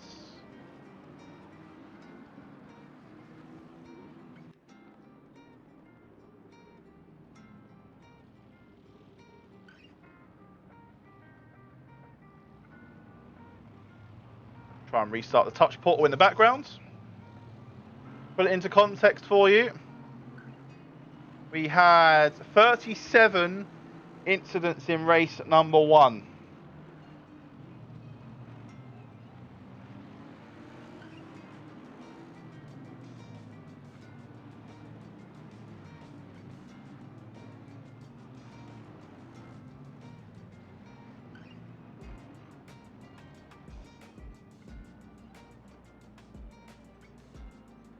See if the touch portal wants to work this time around. It's a great bit of software. It doesn't cost anything. It costs very minimal. It does exactly the same job as a Stream Deck does. Run it off a tablet if anyone's interested on learning more about the behind the scenes stuff. Could just be sitting there saying, Dan, shut up. We don't care. We're just here for the racing. Let's try one of these quickly. Yep, it does work. We're back. That's fine. It does work. Now we've got the touch portal back. Hopefully it will still be there at the end of the race as we go over to the podium. So the guys coming down the back straight now to start race number 2. I'm going to turn the music off for now and bring that back at the end of the race. Will we have less than 40 incidents in race number 1? Race number 2, sorry. It's Rob, yeah. A lot of you say no, we won't. We're going to have more than 40 incidents. One person putting all their, or wife coins. I say 192 wife coins on yes. We only had 37 in the first race, and the first race was a little bit carnage then. So we set up the Noah's Ark formation then. It's led around by David Cox with Jack Taylor either side of him. Hopefully Jack can get a better start than he did in race number 1. See a big old gap opening up there between him and Sakinski going around the final corner. So this is ACCSS. It's the Championship Series number 5. Silver split, round 4, race number 2. And we are about to go green then, ladies and gentlemen. Here we go. And Jack Taylor looks to get a really good start as well. Chirabal wanting to get involved and put a Ferrari meet in between the Bentley sandwich going into turn 1. Jack Taylor, much better start than he got in race number 1. Scott Walker over the bumpers on the right-hand side. Oh, and the Fernandez spins O'Regan behind. Chirabal has a little tap with Cox. Manages to hold the spin though, but Jack Taylor loses that. Drops down into 3rd. How are we doing further down the order then? This is where the incident started to happen last time. We've got Behan there, Durrett. We've got Grace. We've got Cambry further down the order. And these guys trying to get through the first sector as cleaner as they possibly can. Durrett then on the bumpy stuff on the outside. Much better start than what we had in race number 1. Fernandez looking to recover on the inside. Jadka now sending it down the inside of, I believe that's O'Regan. It is. O'Regan needing to recover as well. And that could either be Chatterjee or it is Chatterjee. Chatterjee then looking to defend the inside from O'Regan. And everyone's through. The guys are really much more packed together even further down the order. We go and have a look at Gino down in 38th. The yellow flag now though on this hairpin. It's looks to be involving Noah, I believe, and I'm not sure who that lamb. I think that might be Beneri falling down the order. Oh, it's Hodge. Hodge tumbling down the order then. Let's see if we can grab him as he's falling. See what happened there with Eric Hodge. Go and jump back in a replay. Oh, he just maybe a little bit further could have done, but I think he has a little bit of a contact and sends it spinning around with the wet and slippy surface here. Drivers need to remember there is a little bit of there's about a 5-hour gap in between the end of race 1 and the start of race 2 on the in-game clock. So there is going to be a lot more surface water than there was during the start of the race. But as we see, Chirabal has now taken the lead off David Cox. Alejandro is in the lead in that 52 Ferrari. David Cox in P2. Jack Taylor in P3. Sakinski P4. Pedro Fernandez is the Fernandez to survive then in P5. Esposito, Strom. Great start from Strom. Goes from 16th up to 7th. So had a fantastic start has Alvin there in the number 12 McLaren there. I'm realising I'm saying there a lot. I do apologise for that. So Alvin having a great start. A few more drivers falling down the order. O'Regan down in 23rd now. Obviously involved in an incident at some point with, I believe it was Luis Fernandez.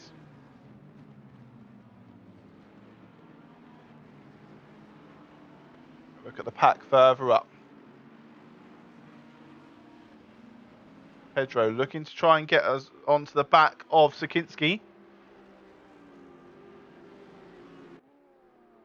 Have a little look if we can find some of the guys that have had better drives than they had in race number 1. One of which being David Long, sitting himself in P12. Did qualify in 9th, so has lost a few positions, but doing a lot better than he was in race 1. Oh, there's a car around. It's car number 12. That is Alvin Strom. Alvin Strom lost it at the end of the straight by the looks of it, and 31 Bartkus looking to get as much as he can off of David Long in the confusion. Scott Walker moving up in position then with Alvin Strom. Alvin Strom has been disqualified for driving the wrong way then. I told you earlier on the track limits at Misano are very, very tricky to handle. Car 42 had been involved in an incident as well. 42, I was starting to recognise that number, which is never a good sign. And that's Battori then, a new driver. Got another car off as well, 505. I believe that's Connell Daly is 505. It is. Durrett has been involved as well. Durrett's down in 26th.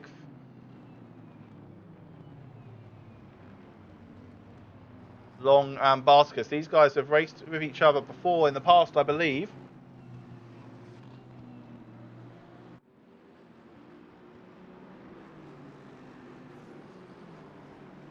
Donald Daly coming into the pits then, 5:05. You see it on the mini-map next to car number 12, who's been disqualified for driving the wrong way. Bartkus gets himself past Long, and now we've got Scott Walker in that GTR. We know how well that GTR drives around in the wet on this track. Absolute solid drive. Look at the inside of that car. So fast, there's nothing inside it, that's why. Picked the wrong camera. There's an incident involving car 50 and car 100. As well, by the looks of it, see 2 yellow flags there. Let's see if we can find either of those. Car 50 was Henry O'Regan. Falling down my order. I'm trying to click on him, chat.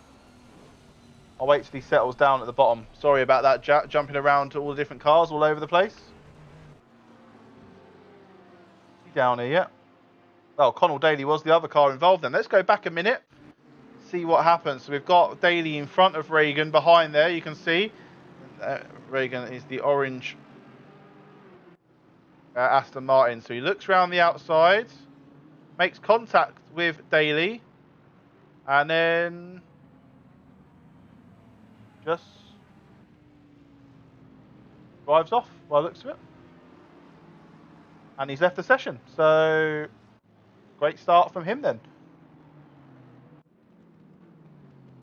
Still within the replay as well, guys. So we'll wait for it to catch up.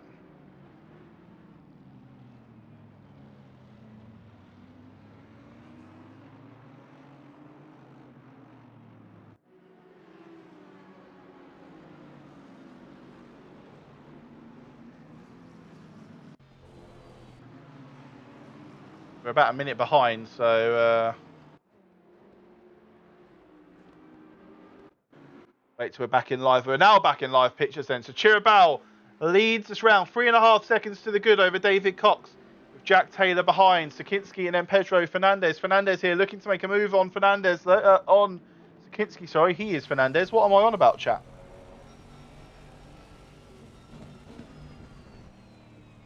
Penalties are flying in now, so there's the first penalty for car number 99.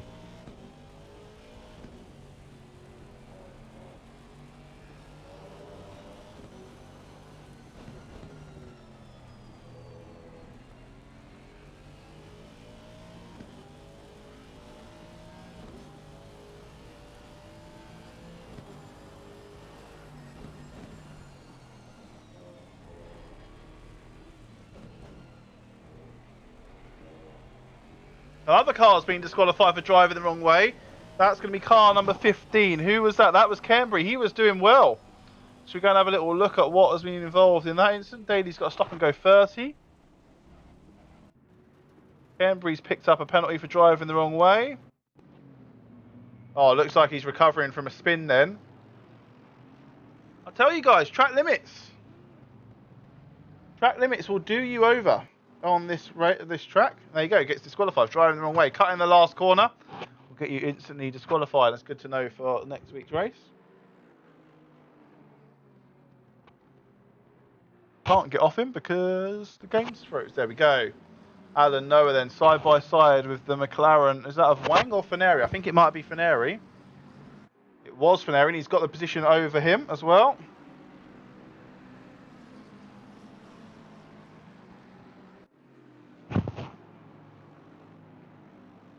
Noah now looking to get onto the back of Wang.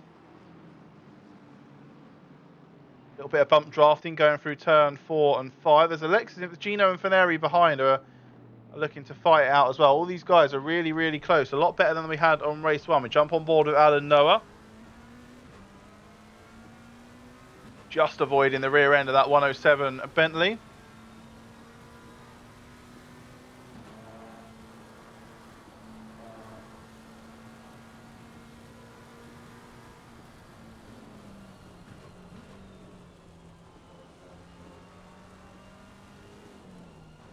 He's coming in left, right and centre. What was the target? Less than 30? Less than 40? Less than 40. How many are we on after race 1? We're on 27 already after 10 minutes. So I have to see who the money is. As Dal goes into pits then. The pit window is open. It's been open for about 5 minutes. I'm just trying to do too much at once and can't keep myself concentrated on the one task. Chirabel out in the lead with Cox, Taylor, Sakinski, Fernandez, Esposito, Jadka. Much better drive from Jadka, trying to get some recovery points from the past couple of weeks. Bit of a poor showing at Barcelona. He's got Chatterjee for comfort behind. Say for comfort, I don't know if it's a good thing or a bad thing having Chatterjee behind you sometimes.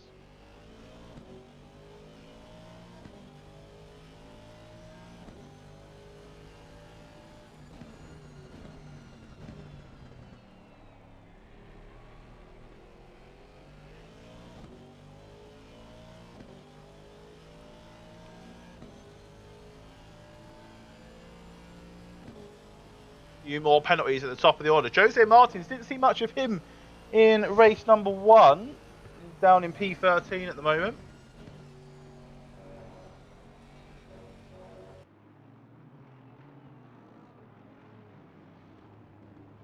Cars are starting to leave the pit lane now and get involved in that rotation.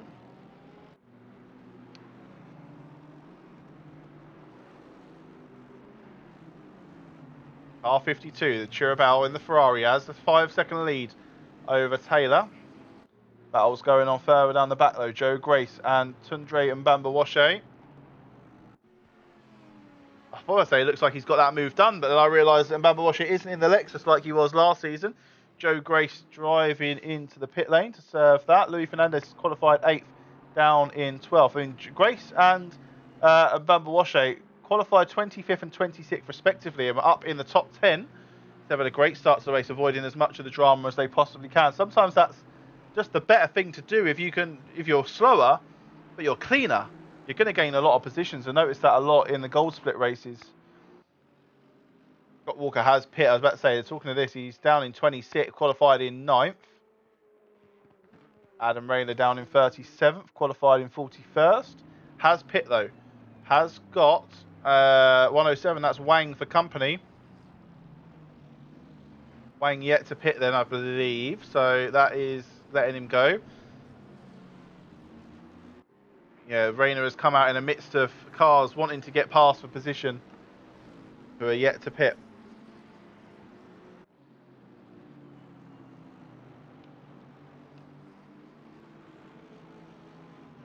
Was a yellow flag there for 666. That's Andrew Hearn. I believe Andrew's already pit as well.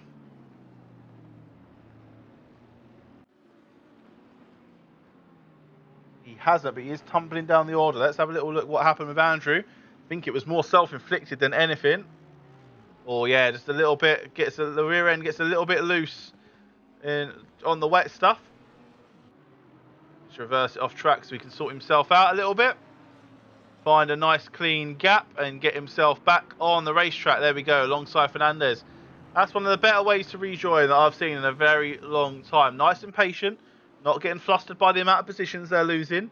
Knows they've made a mistake, knows they need to recover and not cause a bigger incident. Very well done there for Andrew Hearn in a term of recovery. 15-second penalty for car number 19 then. That's Marcus Haller. Let's have a little look what that is for. Unsafe rejoin resulting in multiple collisions. That was about 8 or 9 minutes ago. So we might be able to go back and have a little look at that. Or we'll be playing catch up for the rest of the race.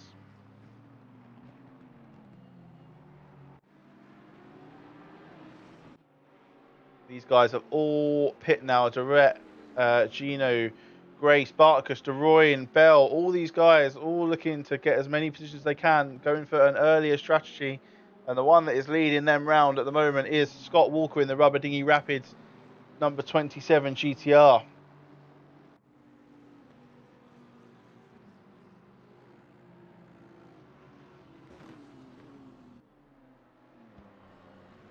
Clear track in front of him, clear track behind him. Own little bubble driving around then. The leader's yet to pit as far as I can see. Sakinski still trying to get onto the back of Taylor. If I was Sakinski, it's Fernandez on the back of Sakinski has been pretty much since the start of the race. And I mean, the pit window's open for a reason, guys. I mean, like, get yourself in, get yourself some new boots and some fuel, and just start putting laps down in clean air. And then hopefully you'll be able to get that position during the pit window, like we mentioned earlier on, that some people have some difficulty with the pit The structure, some people like to cut their engine off first. Some people like to wait till they all be done automatically. So there is time to be gained in the pit stops just through the game mechanics themselves.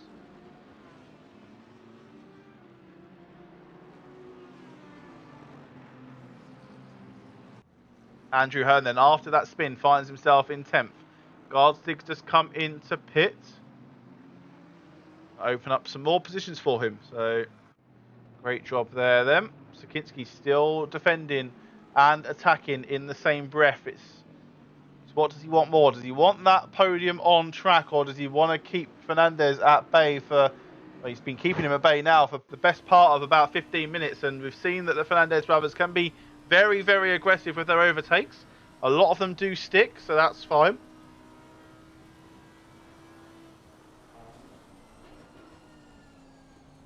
You see here now, Sakinski closing the gap up to the back of... Fernandez, closing up to the back of Sakinski while also trying and grab as much attention as he possibly can in Jack Taylor's rear view mirror.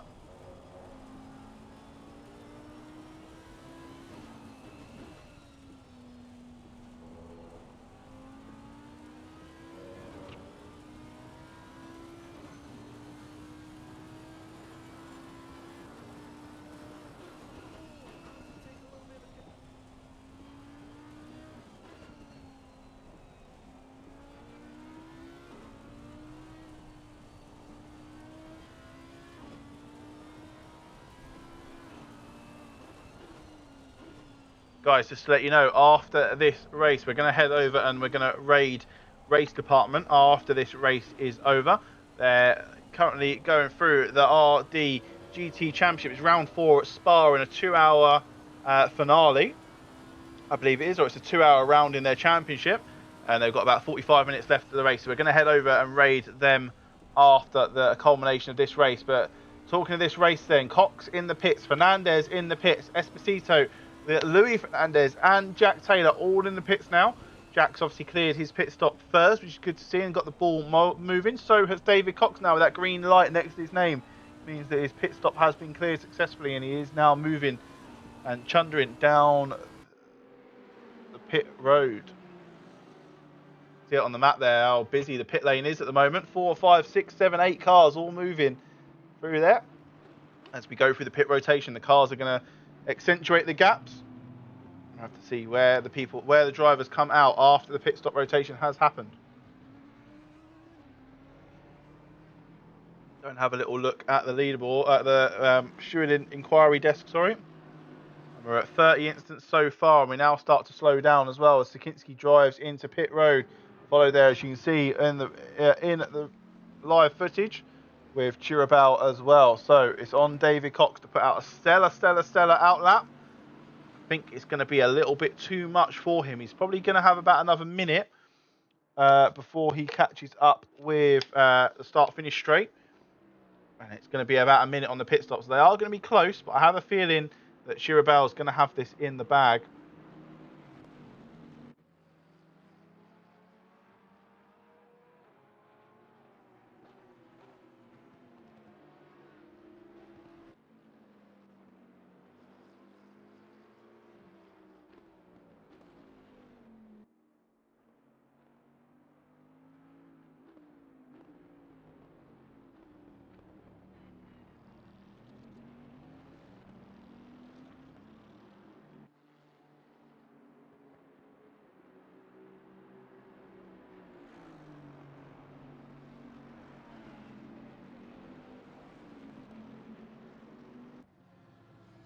David Cox then. Let's see where Chirabal's come out. So he is out.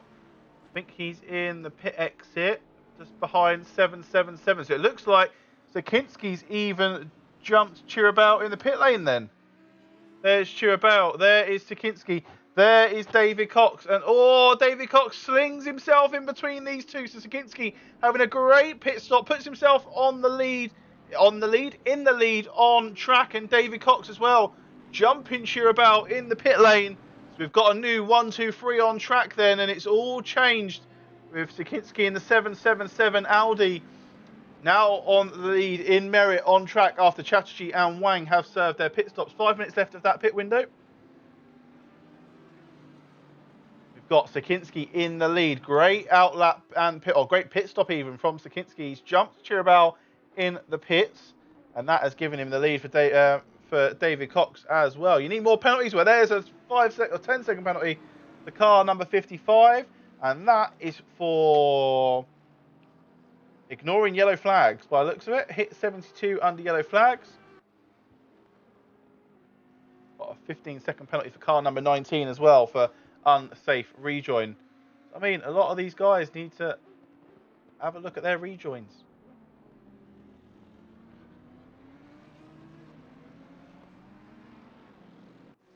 That would solve us a lot of problems if drivers knew how to rejoin then. So this is the battle for the lead then.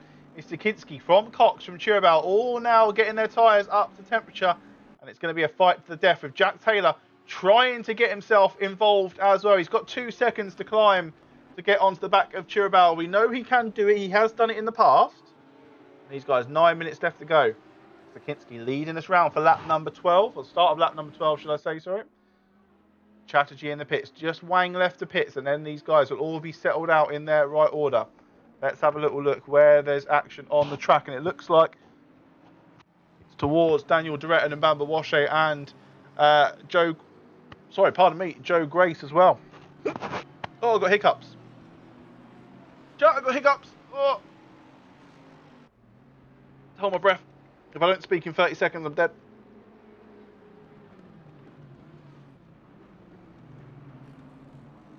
'86 then, yellow flags at the end of the back straight. Who is car 86? Where are they in contention on the race track? I don't think they are. 86 is Eric Hodge down in 27th then. 8 minutes left to go. Oh, Joe Grace.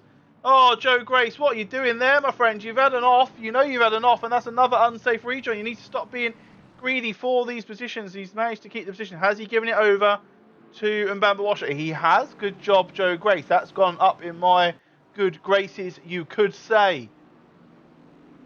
Chatterjee now diving down the back of Jadka. Both are pole position now. Jadka's just come out the pits by the looks of it. It's saying out on my timing screen. Michael Wang in the pits then. So we're going to see the drivers on track. Actually, they're really, really close now. Chirabal, Cox and Sakinski have gapped Jack Taylor. So Jack Taylor's probably had his opportunity to get onto the back of this podium battle and has lost the will to get on there. These front three now are going to be battling out for the last 7 minutes of this ACCSS Championship Series number 5, powered by simracing.gp.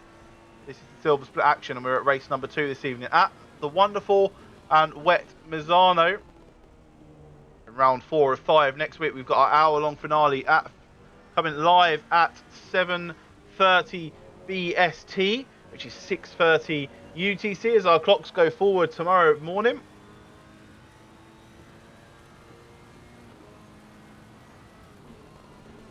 Coming to you live from twitch.tv/ACCSimSeries with myself, and potentially we might be getting the band back together next Sunday.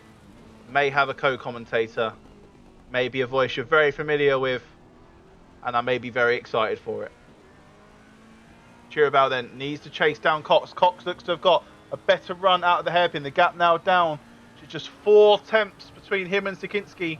David Cox. This is for the championship. These two, Cox and Sakinski, are 1 and 2 in the championship. Cox obviously got 3 points back. He's in P2 on the championship. He managed to get 3 points over Sakinski in race number 1, with Sakinski coming in second and Cox coming in first. Now Sakinski looking to even out the playing field, put that gap back up to 7 points in the championship standings. Are we at 40 incidents yet, chat? We're not. We're still at 30. They've been very calm and collective individuals. Not going to pay it out just yet. There's still 6 minutes left to go. Battle's raging on all throughout the track, and we're eyes on this battle for the lead at the moment between Sakinski and Cox. It's a battle for lead in class and lead in track, and it's actually really, really important in terms of the championship. If David Cox can get past Sakinski here, he's only going to need to find 1 point more than Sakinski at Imola next week. If he can do that, then he will win the championship overall. If Sakinski can hold this lead, he's going to have a 7-point buffer And that could be the big difference at Imola, because the gap at Imola between first and second is 6 points. Oh, there's a spinner. It's Marcus Haller in the Audi. David Cox looking to take advantage there because Sakinski had to take more evasive action and go around the outside. I'm trying to get out of bonnet cam and see if he's got the position done. He has.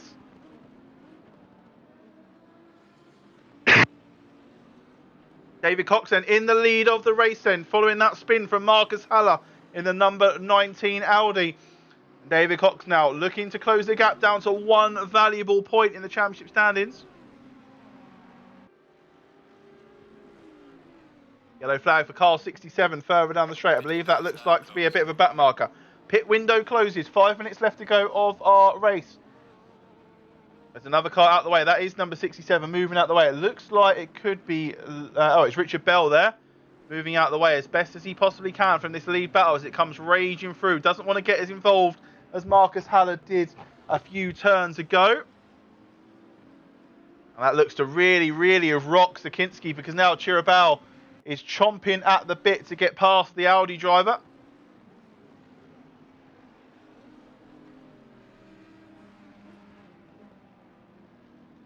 All on Chirabal now to see if he can put a gap in between. I mean, these guys are settled for people. Oh, a little bit loose then from the Ferrari. The rear end coming around to say hello to the front end.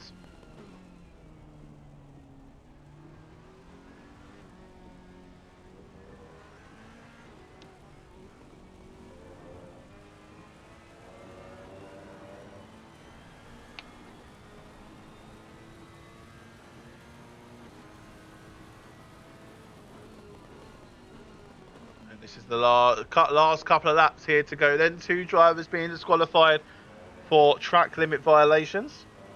That is done by the game. I think they're both for cutting that last part of the track at the bottom end of this back straight that these guys are about to attack now. Full throttle. So Ferrari needs to get all its horses out into the tyres, onto the tarmac, and to chase down the 777 Audi of Fabio Sakinski.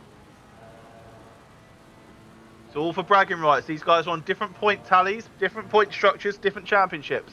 They're just all on track together. Little wobble there from Alejandro. Bigger wobble from Fabio. Oh, they're just fighting. They're fighting for grip as much as they can in this wet and miserable Misano round 4. Looks like we're about to start the penultimate lap then. David Cox now starting to stretch his legs. 1.3 seconds to the good. Pedro Fernandez is in attack mode again now. It's all over the back of Jack Taylor for it looks like P2 on the tier 4 podium. Jack Taylor having a much better race than he had in race number 1. Obviously involved in a lot less incidents.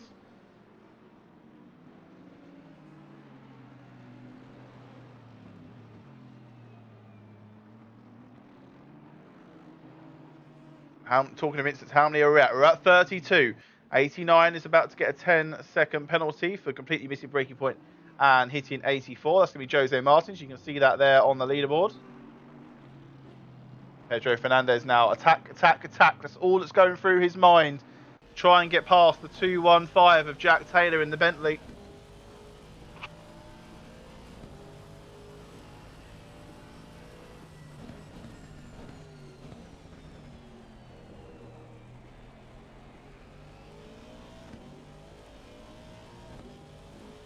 See what he can get done in the dying parts of this race then. I think Chirabal's just settled himself into tier 4 winning potential. Doesn't want to get involved. Doesn't want to put spoilers on the race between Cox and Sakinski, sorry.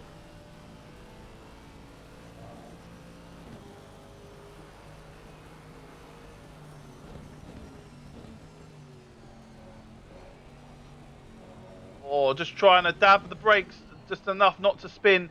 Jack Taylor then really losing it, coming into the hairpin. I think that's going to give the position over to Pedro Fernandez. It has all that battling for the P2 on the tier 4 podium has come to fruition with just as we cross the line to start the final lap. David Cox is going to take us down. Chirabal actually is attack, attack, attack on Sakinski. It's all going on at the top of the order this evening. We like to try and show as much of the battles throughout the rest of the track, but these guys are all over it at the moment.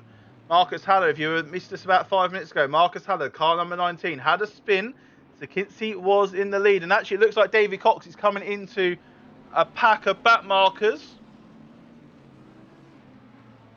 Looks to be involving, I'm not too sure who those cars are in front, but they are battling for position as well.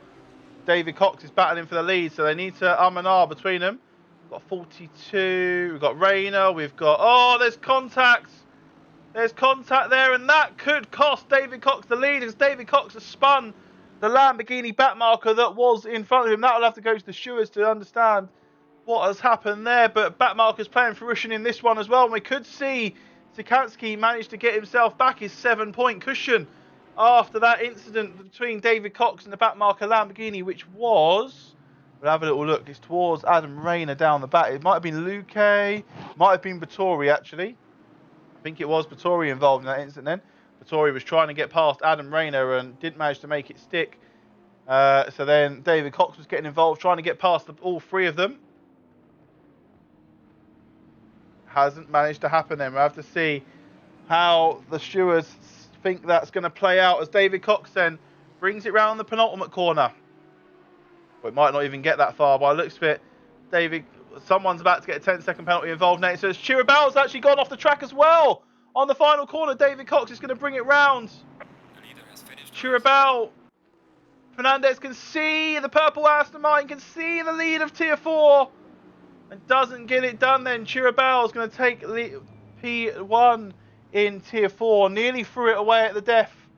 I think Sikansky is going to lose, going to gain P1 in class after that incident.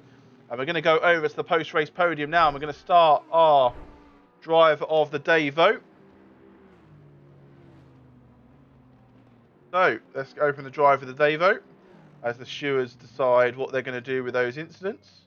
Yes, and David Cox is going to lose the lead of the race then for causing a collision with a back marker being number 42. So for P1, we're going to do it in the order it stands because the penalties are going to be applied post-race. P1 is David Cox, P2 Fabio Sikansky, P3 Alejandro Chiribau, P4 Pedro Fernandez, P5 Jack Taylor, P6 Mikel Espeto, P7 Shobik Chatterjee, P8 Torsten Jadka, P9 Scott Walker finally getting himself in the top 10, and P10 for David Long. I'm going to type out this podium really quickly. We're going to type it as we see it on screen, just for the fact that I'm not too sure how the stewards are going to apply their penalties. We're going to give it on merit, and then the stewards can deal with it afterwards. Chiribau, Fernandez, and it was Jay Taylor. Take your podium, and we'll go ahead and check the driver of the day. I think I know who it is. I do know who it is. Fan favourite of the evening. One of my favourite team names and cars throughout the whole season. Scott Walker is going to take driver of the day. Well done to Scott then. And that's going to be it then from a wet and miserable Misano this evening. We'll move on to a dry Imola next week. A dry for every single split. Everyone races the same conditions. They're not all on the same tracks. You're going to join Gareth and Mihai tomorrow at 7:30. We're going to join them tomorrow at 7:30 BST, which is going to be 6:30 UTC. And they're going to take us through the gold split race. And then we head to Imola the week after. Thank you very much for joining us this evening, guys. We're going to head over and raid race department now. So feel free to stay in the channel if you would like to go ahead and watch race department. My name's been Dan Terry. I've been your commentator this evening, ACCSimSeries. This has been the Championship Series number 5, round number 4 at Misano. Thank you very much. We'll catch you next time. We'll see you. Count to 0. I just wanna be a superhero.